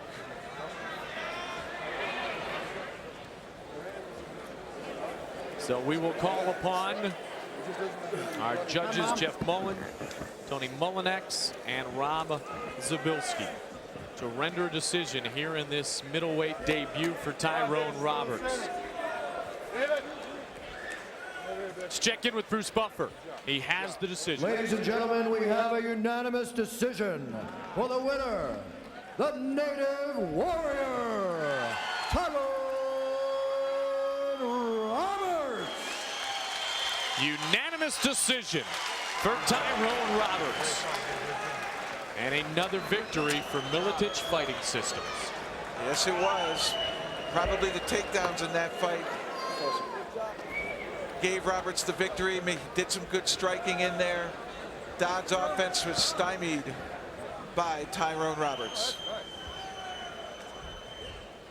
We have waited literally 3 more months than we thought we ever would for what is coming up next. You bet. Kevin Randleman, the UFC heavyweight champion, with the belt on the line, set to take on Pedro the Rock Hizzo. It is coming up next. Randleman and Hizzo. The streets of Cedar Rapids have been padded. The walls have been padded to keep Kevin safe the last couple of days. You said that. You said that. I told Kevin that for 3 days. Randleman certainly is prepared. There was a lot of question as to who suffered more, Randleman or Hizzo, from that injury. Randleman says he's in the best shape of his life. Hizzo was really disappointed, very down after the fight, because he felt that was his moment, his opportunity. And it almost seemed as though he was the one that had the chance removed, and he was the one that had it taken away. But they're going to meet now. Hizzo very prepared, good at his stand-up. Kevin Randleman, that big ball of energy, tremendous takedown artist, ground and pounder. Now, UFC fans will find a nice surprise inside the latest edition of Rolling Stone magazine. The 20th Century Fox release Fight Club, starring Brad Pitt and Ed Norton, comes out on DVD this month. In conjunction with the release, the Fight Club people have chosen to give away a prize of ultimate proportion. And what could be more ultimate than an all-expenses-paid trip for two to a future UFC? For information on the contest, pick up the latest issue in stores now or log on to www.foxhome.com. And we here at the UFC want to thank Brad Pitt, David Fincher, and everyone at Fox for their invitation to be involved with this promotion. You know, Jeff, maybe it had something to do with Jennifer Aniston and our Friends episode from a couple of years back, or maybe just because Brad Pitt has been a UFC fan since the early days. Brad Pitt, one of our biggest fans, I'm sure, watching tonight. Whatever the reason, our thanks to them, and make sure to check out Fight Club on home video or DVD. We are going to have a fight for the ages coming up next. Kevin Randleman and Pedro Hizzo, the heavyweight champion, against the #1 challenger. And I will tell you what, we have talked and talked about this fight until there were no more ability to talk about it any longer. And now, Jeff, I am bottled up in anticipation because we finally get to see these two greats go at it. Well, everyone's been waiting for this. As you said earlier, literally people have sued to see this fight. And it is going to finally happen here. Randleman, the UFC heavyweight champion, against the undefeated top contender, Pedro Hizzo. Hizzo bringing a wealth of striking skills into this fight. Very, very disciplined striker. Great hands. We saw that against Tank Abbott in Ultimate Brazil, putting Abbott down 3 times before ending the fight. So we know he's got some great hands. But there's also kind of a revenge factor in here. Hizzo defeated Coleman, and Randleman and Coleman trained together, and this is an opportunity for Randleman to get a little bit of revenge for his friend. Well, if you want to break it down just from strength of fighter, Kevin Randleman is like Mark Coleman, ground and pound. Pedro Hizzo is the most dangerous striker in the heavyweight division. But some believe that Kevin Randleman, because of his pride, because of the person in which he is, will attempt to strike with Pedro Hizzo. Those who think that might happen think that Hizzo could be too much. Certainly that may be a tactic that could prove a downfall for Kevin Randleman. His instinct is double leg, and we've seen how quick and powerful he can remove people from his feet. For him to go ahead and try to play a stand-up game against Hizzo raises a lot of doubts about who has the better stand-up. Certainly Hizzo's trained in that, came from that kind of background. Randleman comes from a wrestling background. So I hate to see emotion get involved when you see Kevin Randleman. He is a ball of emotion, ball of energy, super hyper, can't stand still. He's got to move around, and he loves playing to a crowd. Oh, he will play to the crowd here in just moments. In fact, Kevin Randleman is by far the most physically fit specimen that we have had in the Ultimate Fighting Championships heavyweight division ever in our history. Many consider UFC heavyweight champion Kevin Randleman the finest athlete mixed martial arts has ever seen. Agile, fast, and powerful, the monster was a 3-time Big Ten champion and 2-time U.S. national champion during his NCAA career at Ohio State. With former coach and present trainer Mark the Hammer Coleman in his corner, Randleman entered UFC 19 to take on former champ Maurice Smith. The quicker and more powerful wrestler kept Smith off balance throughout the fight and dominated from the stand-up and grounded position. Mo never even got off a punch, and Kevin Randleman had advanced to fight for the UFC title. In only his second appearance in the octagon, Kevin Randleman squared off against Dutch kickboxer Bas Rutten to fill the vacant heavyweight championship. Despite the fact that Randleman scored with several takedowns and controlled on the ground for the majority of the fight, the judge's decision went the way of Rutten. The entire Randleman camp was shocked, disgusted, and angry. Feeling cheated and robbed, Kevin Randleman wondered if he would ever fight in the UFC again. When Bas Rutten decided to step down as heavyweight champion to enter the middleweight division, Randleman was chosen to fight for the vacant title. His opponent would be Pete Williams, a man who knocked out mentor Mark the Hammer Coleman. With Hammer House pride and personal vindication on the line, a fired-up Randleman entered the octagon in Tokyo at UFC 23. With the exception of a first-round flurry by Williams, Randleman controlled the fight. Too quick, too strong, and too intense for the young heavyweight from the Lion's Den. Randleman scored with takedowns and classic ground and pound technique. The judge's decision was unanimous, and Kevin Randleman was crowned the UFC's heavyweight champion of the world. Finally, Kevin Randleman was able to enjoy the glory that many believe had been robbed from him 6 months earlier. Finally, Kevin Randleman had arrived. His first defense would be against undefeated Brazilian Pedro Rizzo at last March's UFC 24. However, in one of the most bizarre and unfortunate accidents in UFC history, Randleman slipped backstage and suffered a head injury prior to the fight. The main event was canceled, and Kevin Randleman was once again forced to deal with disappointment and adversity.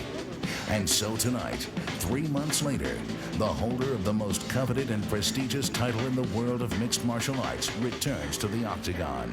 UFC heavyweight champion Kevin Randleman has proven he has the mental and physical attributes to overcome every obstacle he has encountered thus far in his UFC career. Tonight, his only distraction is Pedro Rizzo. Tonight, Kevin Randleman has promised not to disappoint. There he is backstage with his mentor, his training partner, Mark the Hammer Coleman. What is going through the mind right now of Kevin Randleman? The solitude, listening to some music, getting himself psyched up. He has waited a long time for this opportunity, longer than any of us have expected. But he told us the last couple of days, and he's been very loose, Jeff, that the setback as it was did not affect his training. He feels as good right now as he did 3 months ago. Well, obviously you want to be in peak performance, and you really have to train your body and learn how to peak. And Randleman says he hasn't had a problem with it, but we both know that Pedro Rizzo feels that perhaps he might have. And certainly we want to have both these fighters peaking for this, what may be one of the all-time classics in UFC history. Well, it is for the most prestigious honor in mixed martial arts competition, the heavyweight belt. Pedro "The Rock" Rizzo getting set to try to win the title here tonight in Cedar Rapids. Pedro "The Rock" Rizzo is the most accurate and lethal striker the UFC has ever seen. A Vale Tudo expert and top student of UFC 7 champion Marco Hughes, Pedro made his octagon debut in front of his hometown crowd at Ultimate Brazil. With pinpoint accuracy and quick, powerful strikes, this young heavyweight dominated Tank Abbott, scoring the knockout and leaving one of the most feared men in the UFC flat on his back. Tank Abbott is down! Pedro Rizzo the winner! He returned to UFC 18 to take on Mark the Hammer Coleman. Using leg kicks and solid punches and good defense on the ground, Rizzo outscored the former champ and took the split decision victory. He had faced two of the toughest heavyweights in the UFC, and his record was a perfect 2-0. At UFC 20, he squared off against Lion's Den fighter Trey Telligman. The two went toe-to-toe until a fatigued Telligman found himself on the wrong side of a big right hook. Telligman was out, and Pedro Rizzo had scored his second knockout in the octagon. In a fight that would determine the heavyweight division's #1 contender, Rizzo took on Japanese shoot fighter Tsuyoshi Kosaka at UFC 23. It was TK's hometown, but this fight was all Rizzo. The Rock prevented TK from shooting with perfectly timed sprawls and scored consistently with leg kicks and punches to wear down Kosaka. In the third and final round, Rizzo dropped TK with a wicked left hook. Kosaka attempted to continue, but ended up taking a Rizzo right hand instead. The fight was over, and Pedro Rizzo had earned the right to challenge for the UFC Heavyweight Championship of the world. As has been well documented, the title shot would not happen as scheduled at last March's UFC 24. A disappointed Rizzo was placed in a bizarre situation where no one was to blame, but his 4 months of preparation seemed to be all for naught. Tonight, only 3 months later, he gets his shot again. The biggest fight of his young career, Pedro Rizzo puts his undefeated record on the line as he attempts to capture the most prestigious title in the mixed martial arts world today, the UFC Heavyweight Championship. So now after 7 months, the wait is over.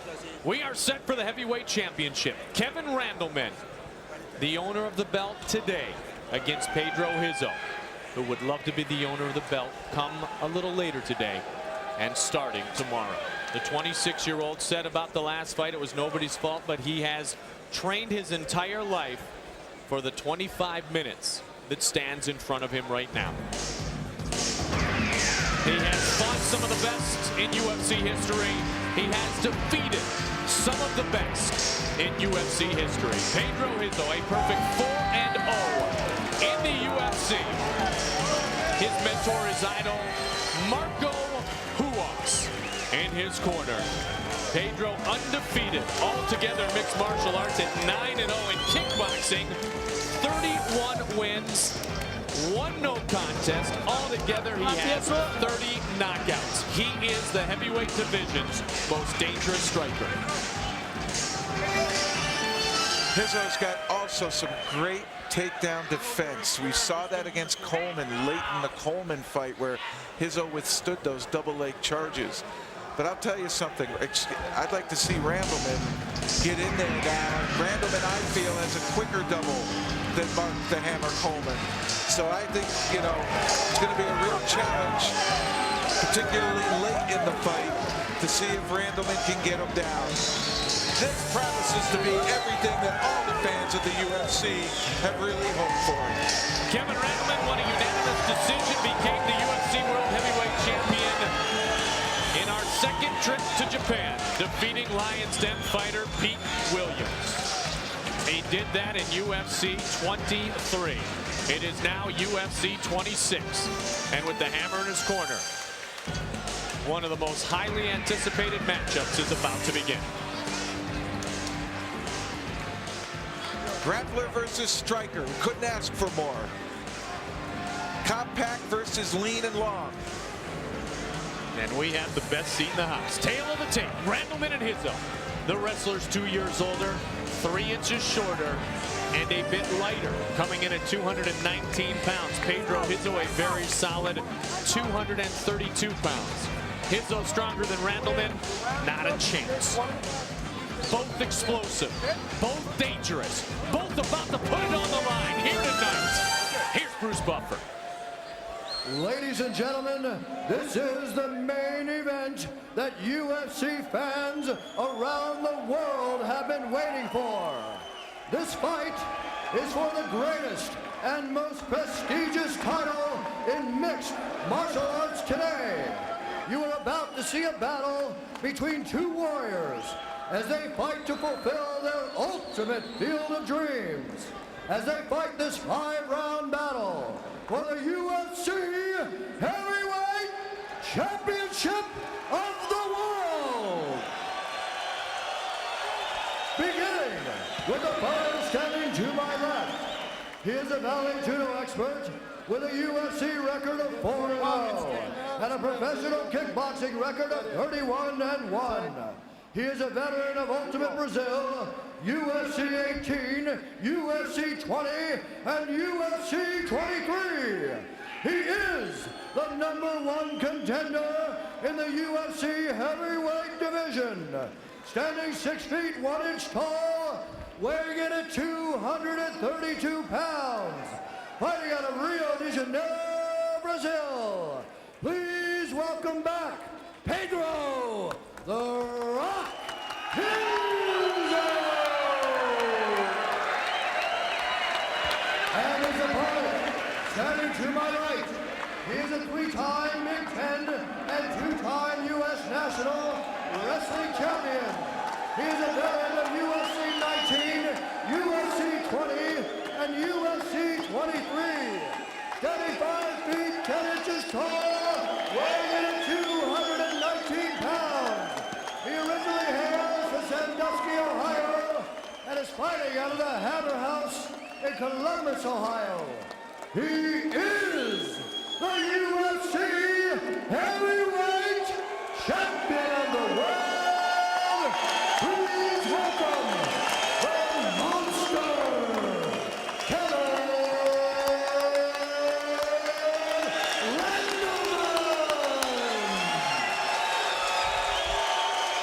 I think I just became This is what the Ultimate Fighting Championship is all about.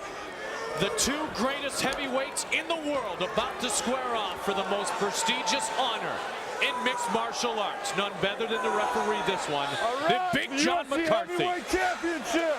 Are you ready? Are you ready? Hizzo looks totally relaxed, and Randleman looks like he's wound up tight. Takes the center of the ring. Rizzo's been all business this week, Jeff. Randleman's been really loose. And I think they both want to be exactly where they are in terms of attitude. And there's a little subplot here. Marco Lewis and Mark Coleman sitting in the corners of these two combatants. The subplots and storylines are deep and somewhat complicated. Hizzo defeating Coleman in a prior UFC. Marco Hughes, king of the streets. Two legendary champions with their top students. Both of the fighters with hero worship for the guys, and I think I can say that with great accuracy. Randleman sitting there right in front of Hizzo. Randleman has the wrestling boots on. I think he had a feeling he wouldn't be kicking much. Hizzo looks a little reluctant here to throw punches, knowing the takedown ability of Randleman.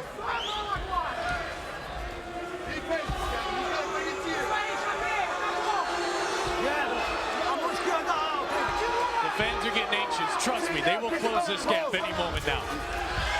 Randleman spins away. And he's so quick. They sort of hooked arms there. They both punched at the same time. And Randleman went down. Nice defense there by Hizzo. Watch the knees. Watch the knees. Get your head out. It's here, man. It's underway. Randleman with a bull rush, throws him into the fence, and takes him to the mat. What a display of explosiveness by Kevin Randleman. This is my 13th UFC. No one's been jammed into the fence with that much force before, Jeff. Appears the fence is tilted just a wee bit, but wow. There's the can opener by Kevin Randleman, pulling on the head. Finishes up with a punch there.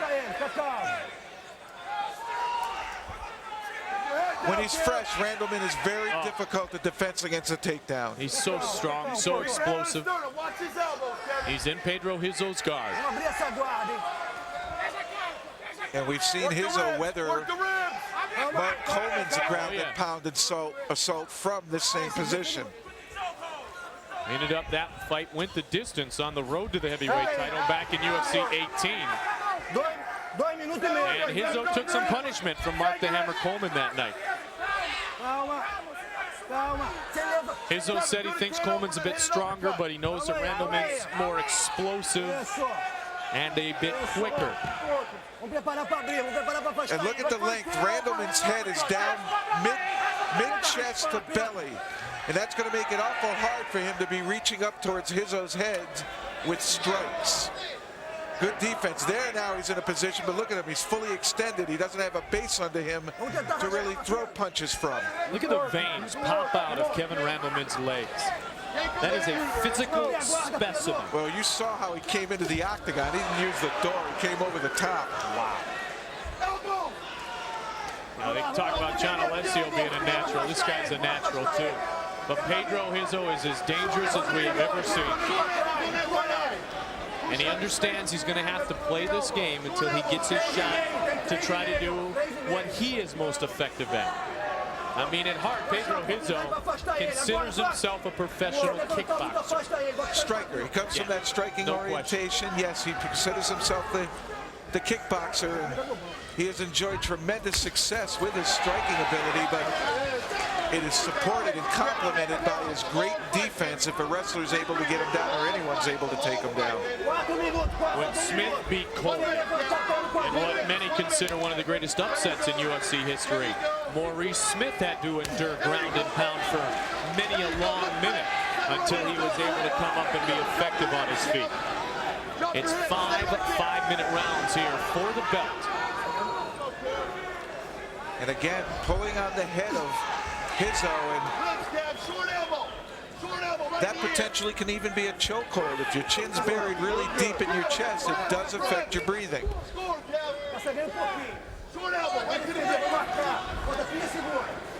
You can see the hand across Rizzo's face. Defense for the Randleman left hand.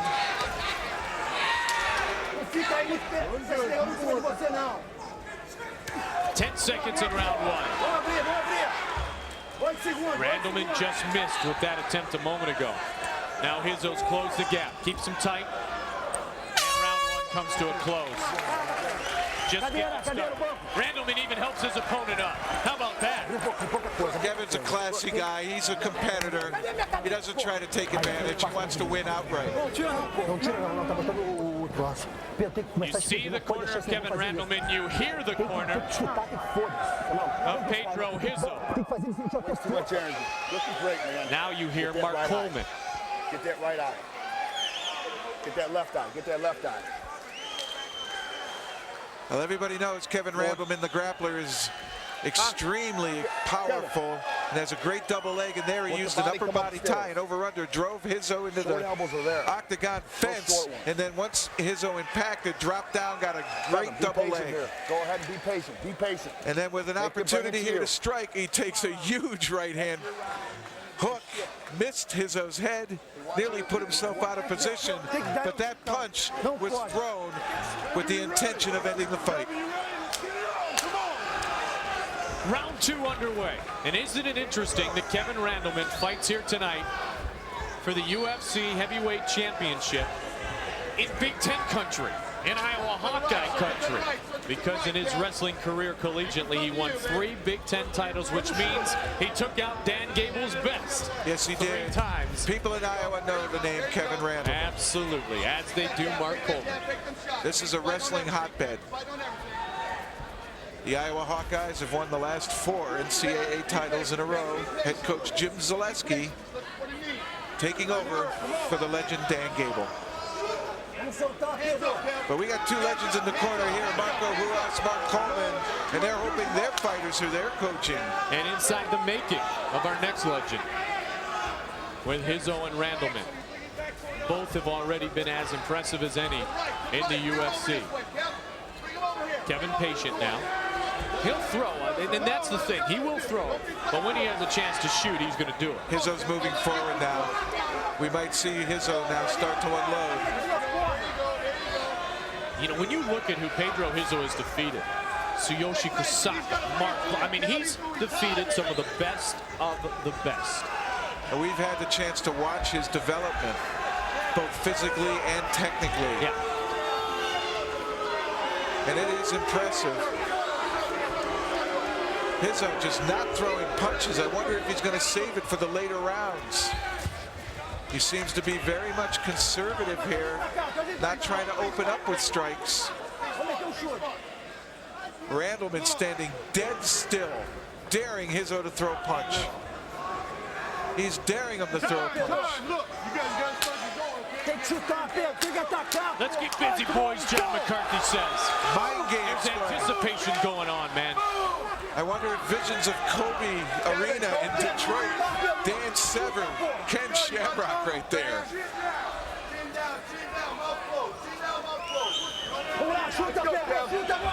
Rizzo with tremendous respect for Randleman's ability to shoot.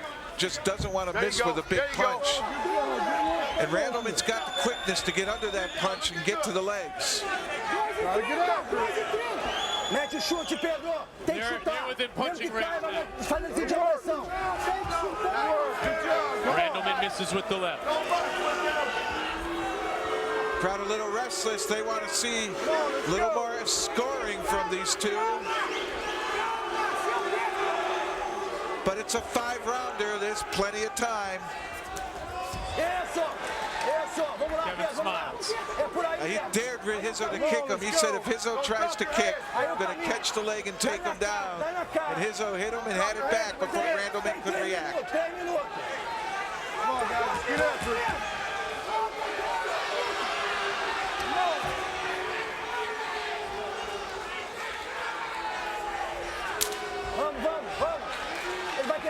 Those will leave an indelible impression.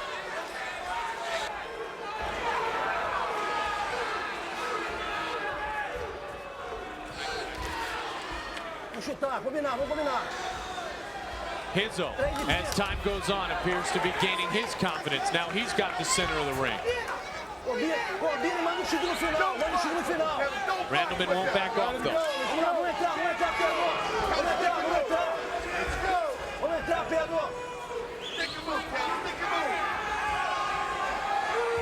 Now we're down to a minute. Somebody can steal this round now. There hasn't been any real scoring here. Randleman earned round one. This one's wide open with 56 seconds remaining. Came in with a nice right hand there, did Randleman.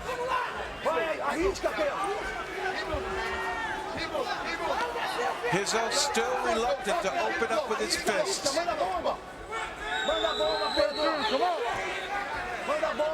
I wish I'd spoken to Portuguesa, because Hughes has been very vocal. And we all want. High kick races off the head, and Randleman says, bring some more of that. But that's about 3 or 4 kicks, little ones, big ones, and Randleman hasn't shot.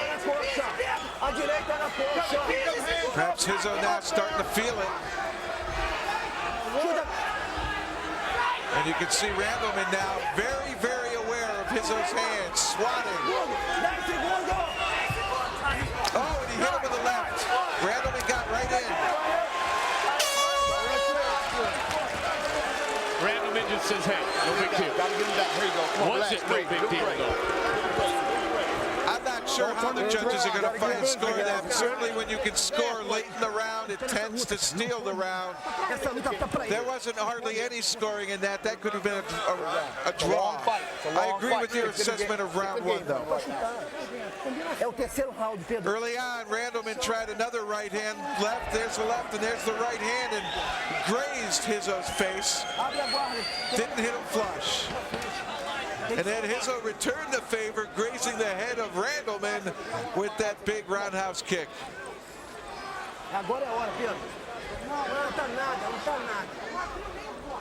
The skills starting to come out of these two.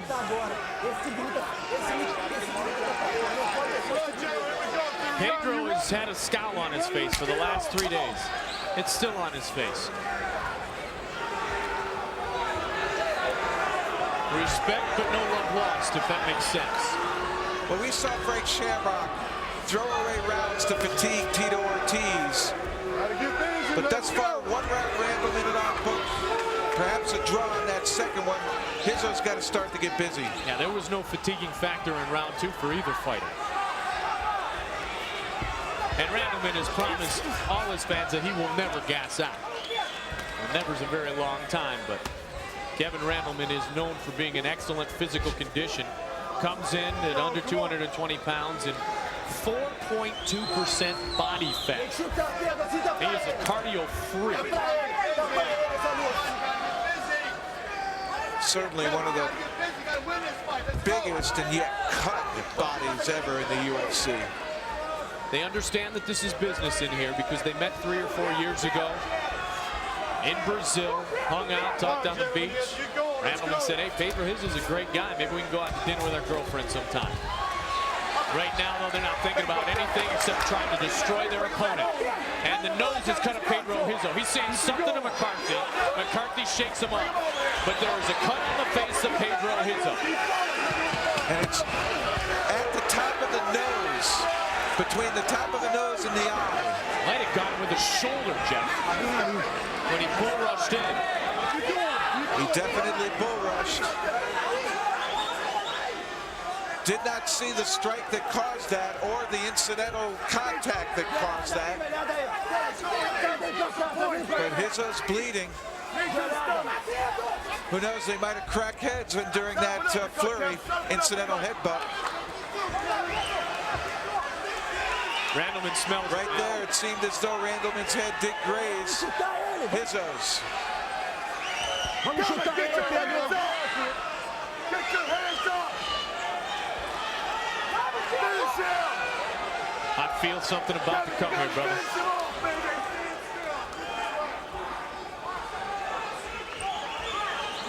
Who will it be?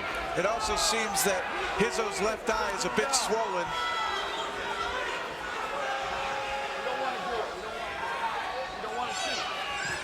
Randleman sitting back. Hizzo not hurt, but certainly the cut may pose a problem for him. Has to play defense. Randleman tried with the left. Has a fast jab. 2:12 remains in round 3. This one could go 5 5-minute rounds. Come on, guys, you gotta get after each other. Let's go. Yeah, be so tentative. Come on. Quick jab again. Nothing there.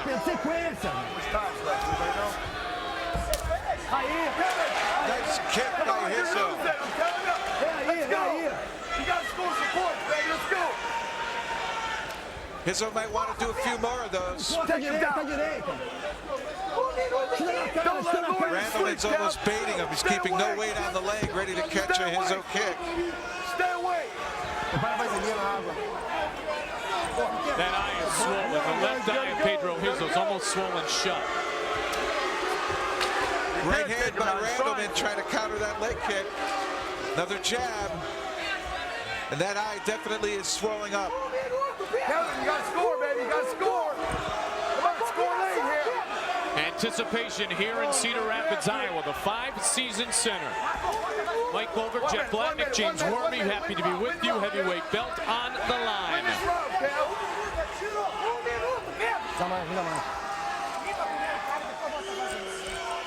And Hizzo's problems are now compounded by that bleeding and by the swelling in the left eye. Still capable. He can still see Randleman and react to him, but later in the fight, that will be the question.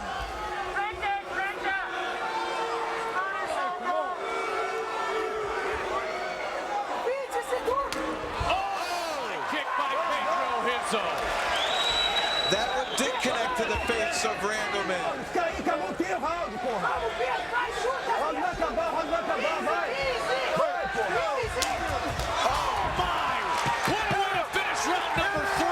And Randleman hit him when he came in that way too. Randleman caught him as he was kicking and then got the takedown. Round 3 has come to a close. And a great performance by Randleman late in that. He was shooting in and their heads collided. Round, and you got to admit that was a great finish for Randleman.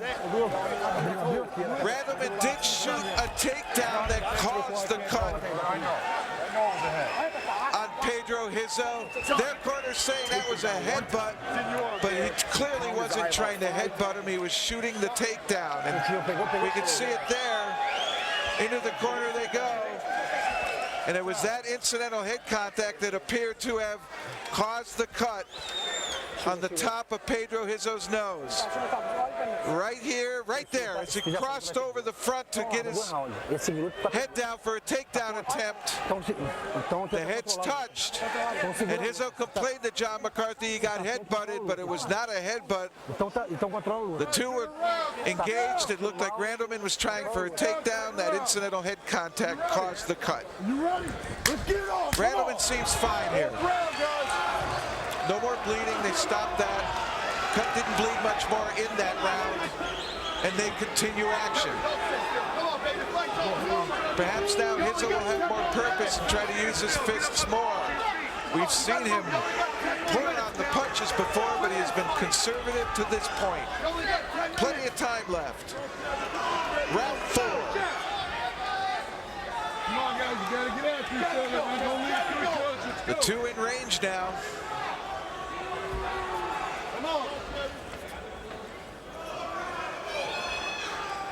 Hizzo can still see out of the left eye.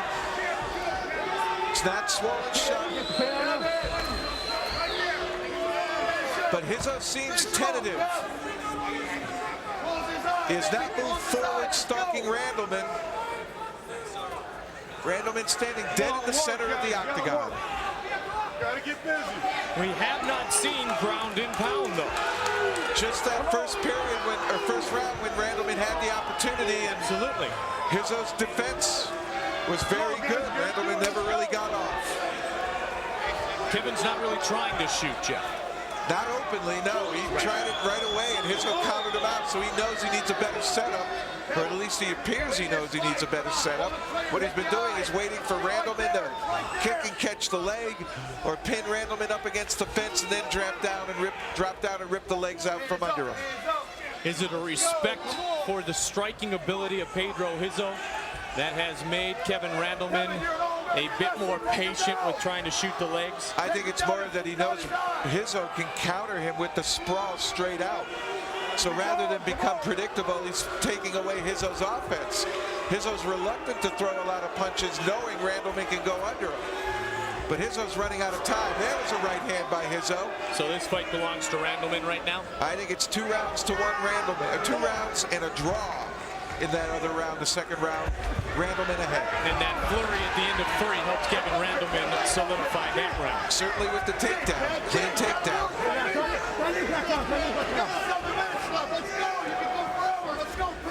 Hizzo did have that nice kick, but it really wasn't a powerful kick that was more flashy.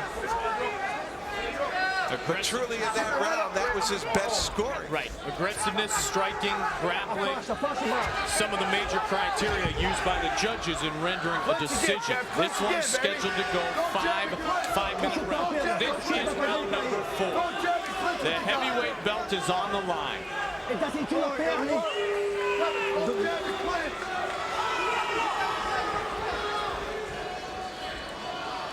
Both seem to have lots of energy.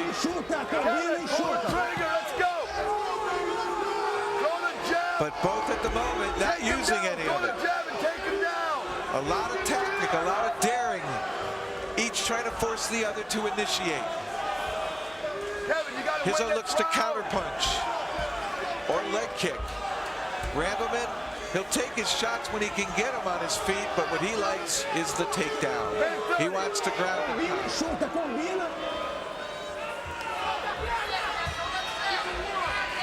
Randleman seemed to get his feet tied up there a little bit. Yep. Wasn't sure which way he wanted to go.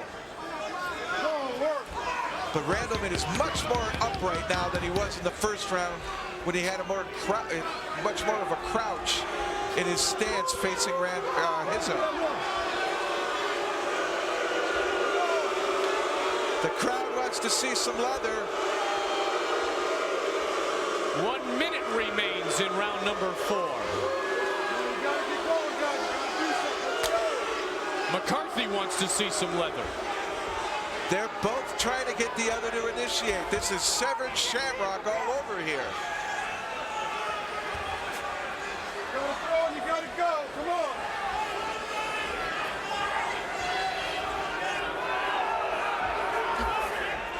The anxiousness of the crowd, the anticipation of this great matchup.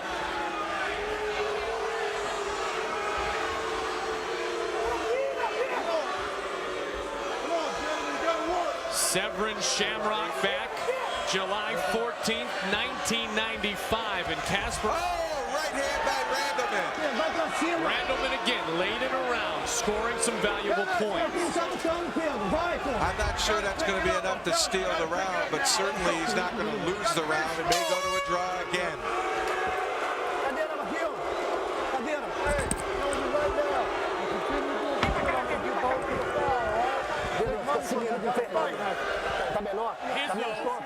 This crowd, after seeing Pat Miletich win in such explosive fashion, getting a mount, raining punches, and then an armbar, they're expecting more out of Kevin Randleman and Pedro Hizzo in this heavyweight championship fight.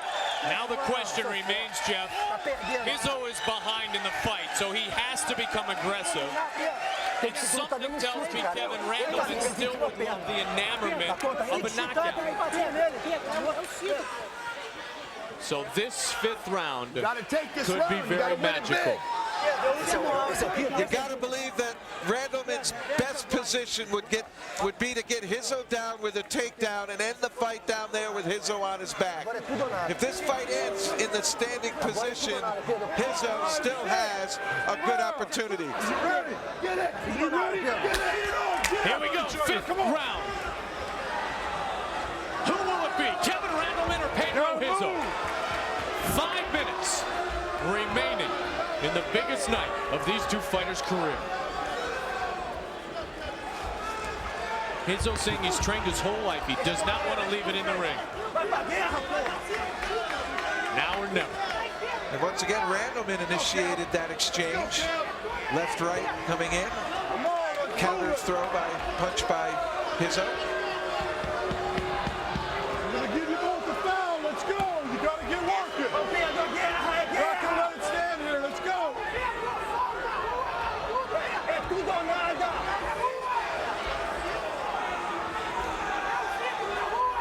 There has been very little ground and pound, as Jeff said, just in round one. Other than that, they've sized each other up, but no one has delivered with any devastating punches in the second, third, or fourth rounds. There's Kevin Randleman trying to tie up Pedro Hizzo. Hizzo's waiting for him. He's in a stance. He's on balance. His arms aren't extended. He's in a great position to wait for Randleman. Are they almost too smart right now? They know each other so well. Well, I'm looking at the leg of Randleman, and I'm looking at a couple of big bruises from those Hizzo kicks earlier. But it's been a long time since Hizzo's had some scoring.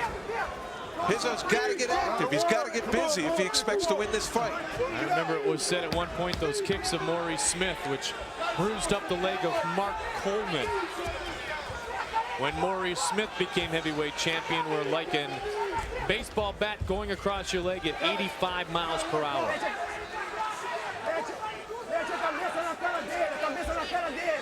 But there's a lot of muscle intertwined that feels like steel on the legs of Kevin Randleman. 3 minutes remains. There's the bruise that you were talking about. It's a welt. Yeah. Yeah, that would be more than a bruise. Kevin, very proud of the physical development of his legs and the power he possesses in them, says, go ahead and kick these. What are you going to do to them? Well, it's obvious good strikes do a lot, but it hasn't slowed him down one bit. And to this point, it seems that's the best blow that Hizzo has thrown. So what does Hizzo have to do in the next? Hizzo's got to get busy, start throwing combinations. Don't worry about the takedown. If you don't hit him, you're not going to win. It's my feeling, and it's just my feeling, my opinion, that Randleman is ahead on the cards. Hizzo just hasn't put much points up. He hasn't scored much. And his weapons, his best weapons are his hands, and he hasn't used them very much.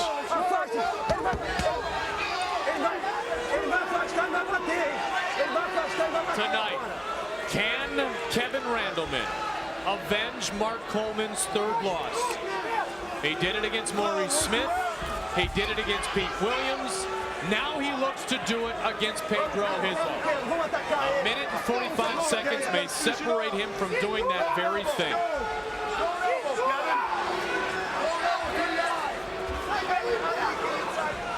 The fans once again anxious. 1 minute, 32 seconds remain.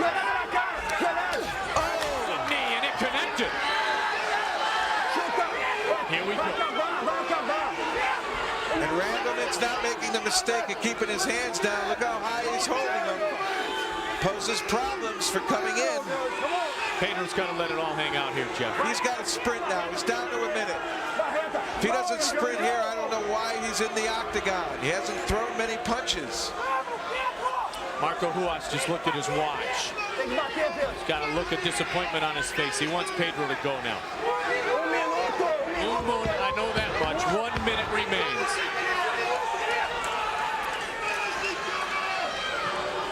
Remember the flurry Rutten had late in one of his fights to win against TK?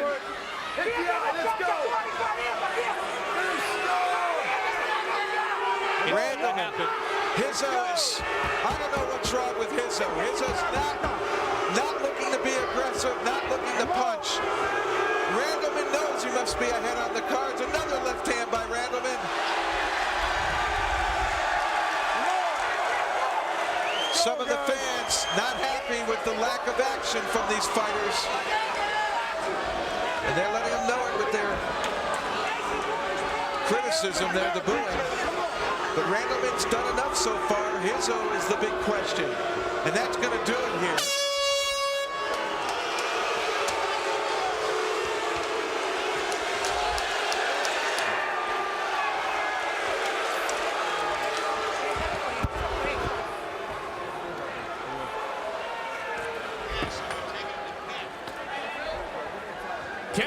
Randleman. Pedro Hizzo never got as busy as many anticipated they might.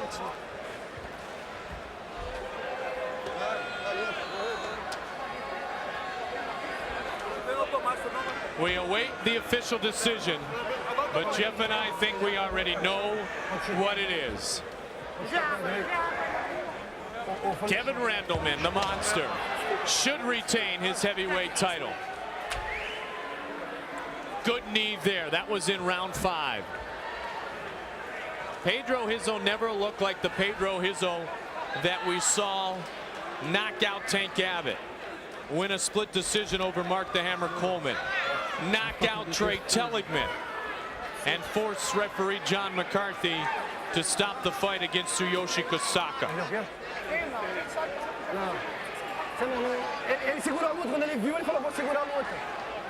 He's beat up.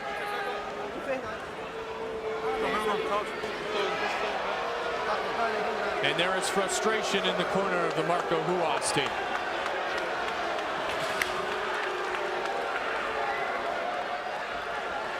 A lot of frustration. Let's watch the knee again. Randleman didn't ground and pound, but he delivered a few strikes, and that one, it looked like it caught Hizzo right under the chin, right on the top of the chest. And of course, Pedro Hizzo at that point had to back off, but he knew that there were many occasions in which he had to try to ignite his performance. He had to try to become the aggressor. And for one reason or another, Pedro Hizzo never did that. And it is going to cost him, most would believe right now, it'll become official soon, it is going to cost him his first defeat in his very impressive UFC career. The official word is in. Let's get the announcement from Bruce Buffer. Ladies and gentlemen, we have a unanimous decision for the winner and still UFC heavyweight champion of the world, the monster, Kevin Randleman. So Kevin Randleman, no surprise here, retains his heavyweight belt. He ups his record to 3-1. Kevin Randleman, the specimen, a natural, the monster, victorious. He is in the octagon with Mark Coleman, trying to work his way towards my partner, Jeff Blatnick. Jeff, what do you got, bud? Well, I'm trying to get Kevin Randleman over here for an interview. Kevin, can we get you over here for an interview, please? Well, he's going to congratulate Pedro Hizzo here.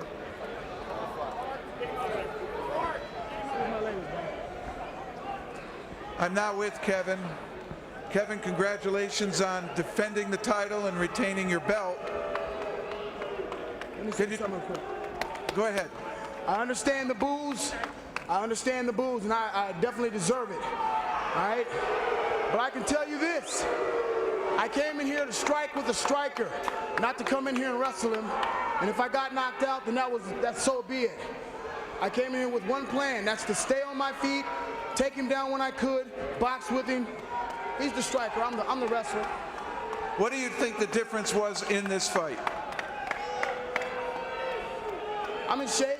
I mean, we didn't do too much. We didn't engage each other as much. I think Pedro and I just respected each other way too much. And for the fans, hey, I apologize. We didn't open up. But that's life. That's life. Well, I'm also here with Mr. Bob Meyerowitz, president of SEG. Bob? It was a great tactical fight. It's always a pleasure to watch you fight. You give it your all. I know that sometimes the fans don't understand everything that goes on in the octagon, but it's a chess match, and this was a great one. I look forward to your being part of us for a very long time. Thanks, champ. Thank you. Kevin, you said your strategy was to keep it on the feet standing. Did you fear Pedro's hands? No. Mark and I have been boxing for, I've been with a boxing coach and a jiu-jitsu coach for the last month and a half. I mean, you're only gonna be as good as how you practice. And I practice a lot, but I don't get to strike with people as much as maybe Pedro might. I mean, it's just Mark and I at Hammer House, and we beat each other up. But we can't keep fighting each other because I might not be able to fight, and he might not be able to. You know, I apologize to everybody. You can boo me, I don't care. The belt is mine and it's in Hammer House. And I believe right now we can honestly say that we're number one, fucking number two. To everybody back in Sandusky and in Columbus, over at Gail's house, Eric, Barbara, Gail, Mo, everybody, I knew you guys were with me. Kevin, thank you very much. We wish you and Mark the very best of luck. This belt belongs former to Mark UFC Coleman. champion, current UFC champion. Congratulations. Back to you, Mike. Well, Jeff, thank you very much. And I think that the UFC chairman, Bob Myrowitz, made a great statement when he talked about that these guys are technical fighters and they are tacticians. And Kevin wanted to work the game in which Pedro Hizzo was the best at. And you could see the reaction of Pedro Hizzo's man, Marco Hughes. And Marco had a feeling of disappointment when he was looking into the octagon to see that Pedro, as it was stated in the octagon, wouldn't open up. Kevin didn't want to ground and pound. And I had kind of speculated that that might be the case, that Kevin might have had the guts, might have had the inner feeling that he was going to beat Pedro Hizzo at what Pedro Hizzo was best at. But Pedro Hizzo wasn't very good at it tonight, so Kevin did not get that opportunity.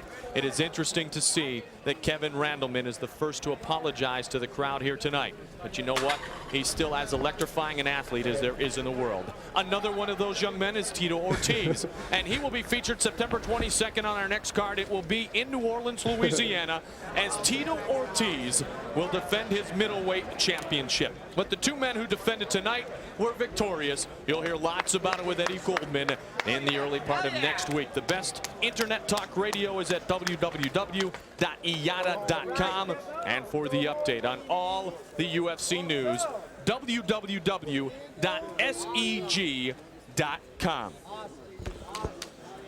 Not the fireworks we expected, partner, but as I was mentioning as you were working your way back down to our broadcast position, I think it was well explained by Kevin Randleman, and what a classy guy to apologize for a plan that backfired, and the plan was to try to beat a kickboxer kickboxing and throwing punches. I think a lot of the fans probably were looking for a lot of fists, a lot of kicks, a lot of grappling, a lot of takedowns, two people really getting it on. But it's sort of like when two good football teams meet. If that running game is the way you're going to lead your team to victory, then that's what you go ahead and pursue. And it seemed that Kevin Randleman really tried to get Pedro Hizzo to initiate, and Pedro just didn't want to initiate, whether it was fear out of that takedown from Randleman or whether he was just off tonight. Either way, Randleman was able to get some takedowns, got some strikes in. He retained his belt. You know, Pedro Hizzo, I would never use the word intimidation because he has shown us too much in his career, but at times he appeared to be intimidated by the powerful quickness and explosiveness of the champion Kevin Randleman. Well, particularly in that first round when Randleman just bulled him right into the octagon fence, nearly took the fence down. We've never seen that here in the octagon before, and he was able to get the takedown there. It seemed as though Hizzo had the guard going, but for some reason on his feet, which is Pedro Hizzo's strength, he fell flat tonight. Jeff, thank you for another great job done. Big night for the guys from Iowa, that's for sure. A great night for the Miletich fighting system, and a very happy birthday to UFC chairman Bob Myrowitz, enjoying some great fights here tonight in a great venue, Cedar Rapids, Iowa. Jens Pulver, the Bantamweight, victorious to start the evening, and then another Miletich guy, the ground and pounder Matt Hughes. Talk about an up-and-comer. He bloodied his opponent. As the night continued, it got more impressive. Pat Miletich, the lightweight champion. The armbar, another victory. He is 6-0 in the Ultimate Fighting Championship. They enjoyed the performance tonight of Pat Miletich. Others came out and shined on this evening, like Amari Batesh. And David Dodd went at it with another Miletich guy, Tyrone Roberts, the native warrior, a unanimous decision in front of the hometown crowd in his UFC debut. And then Pedro Hizzo, never let it go. Kevin Randleman did enough to render the judge's decision. Kevin Randleman remains the UFC's heavyweight champion. Pat Miletich remains the lightweight champion. And when we see you next time, we will see if Tito Ortiz will remain the middleweight champion. It's all about belts, and Randleman comes away with the biggest of the big here tonight. So long, everybody.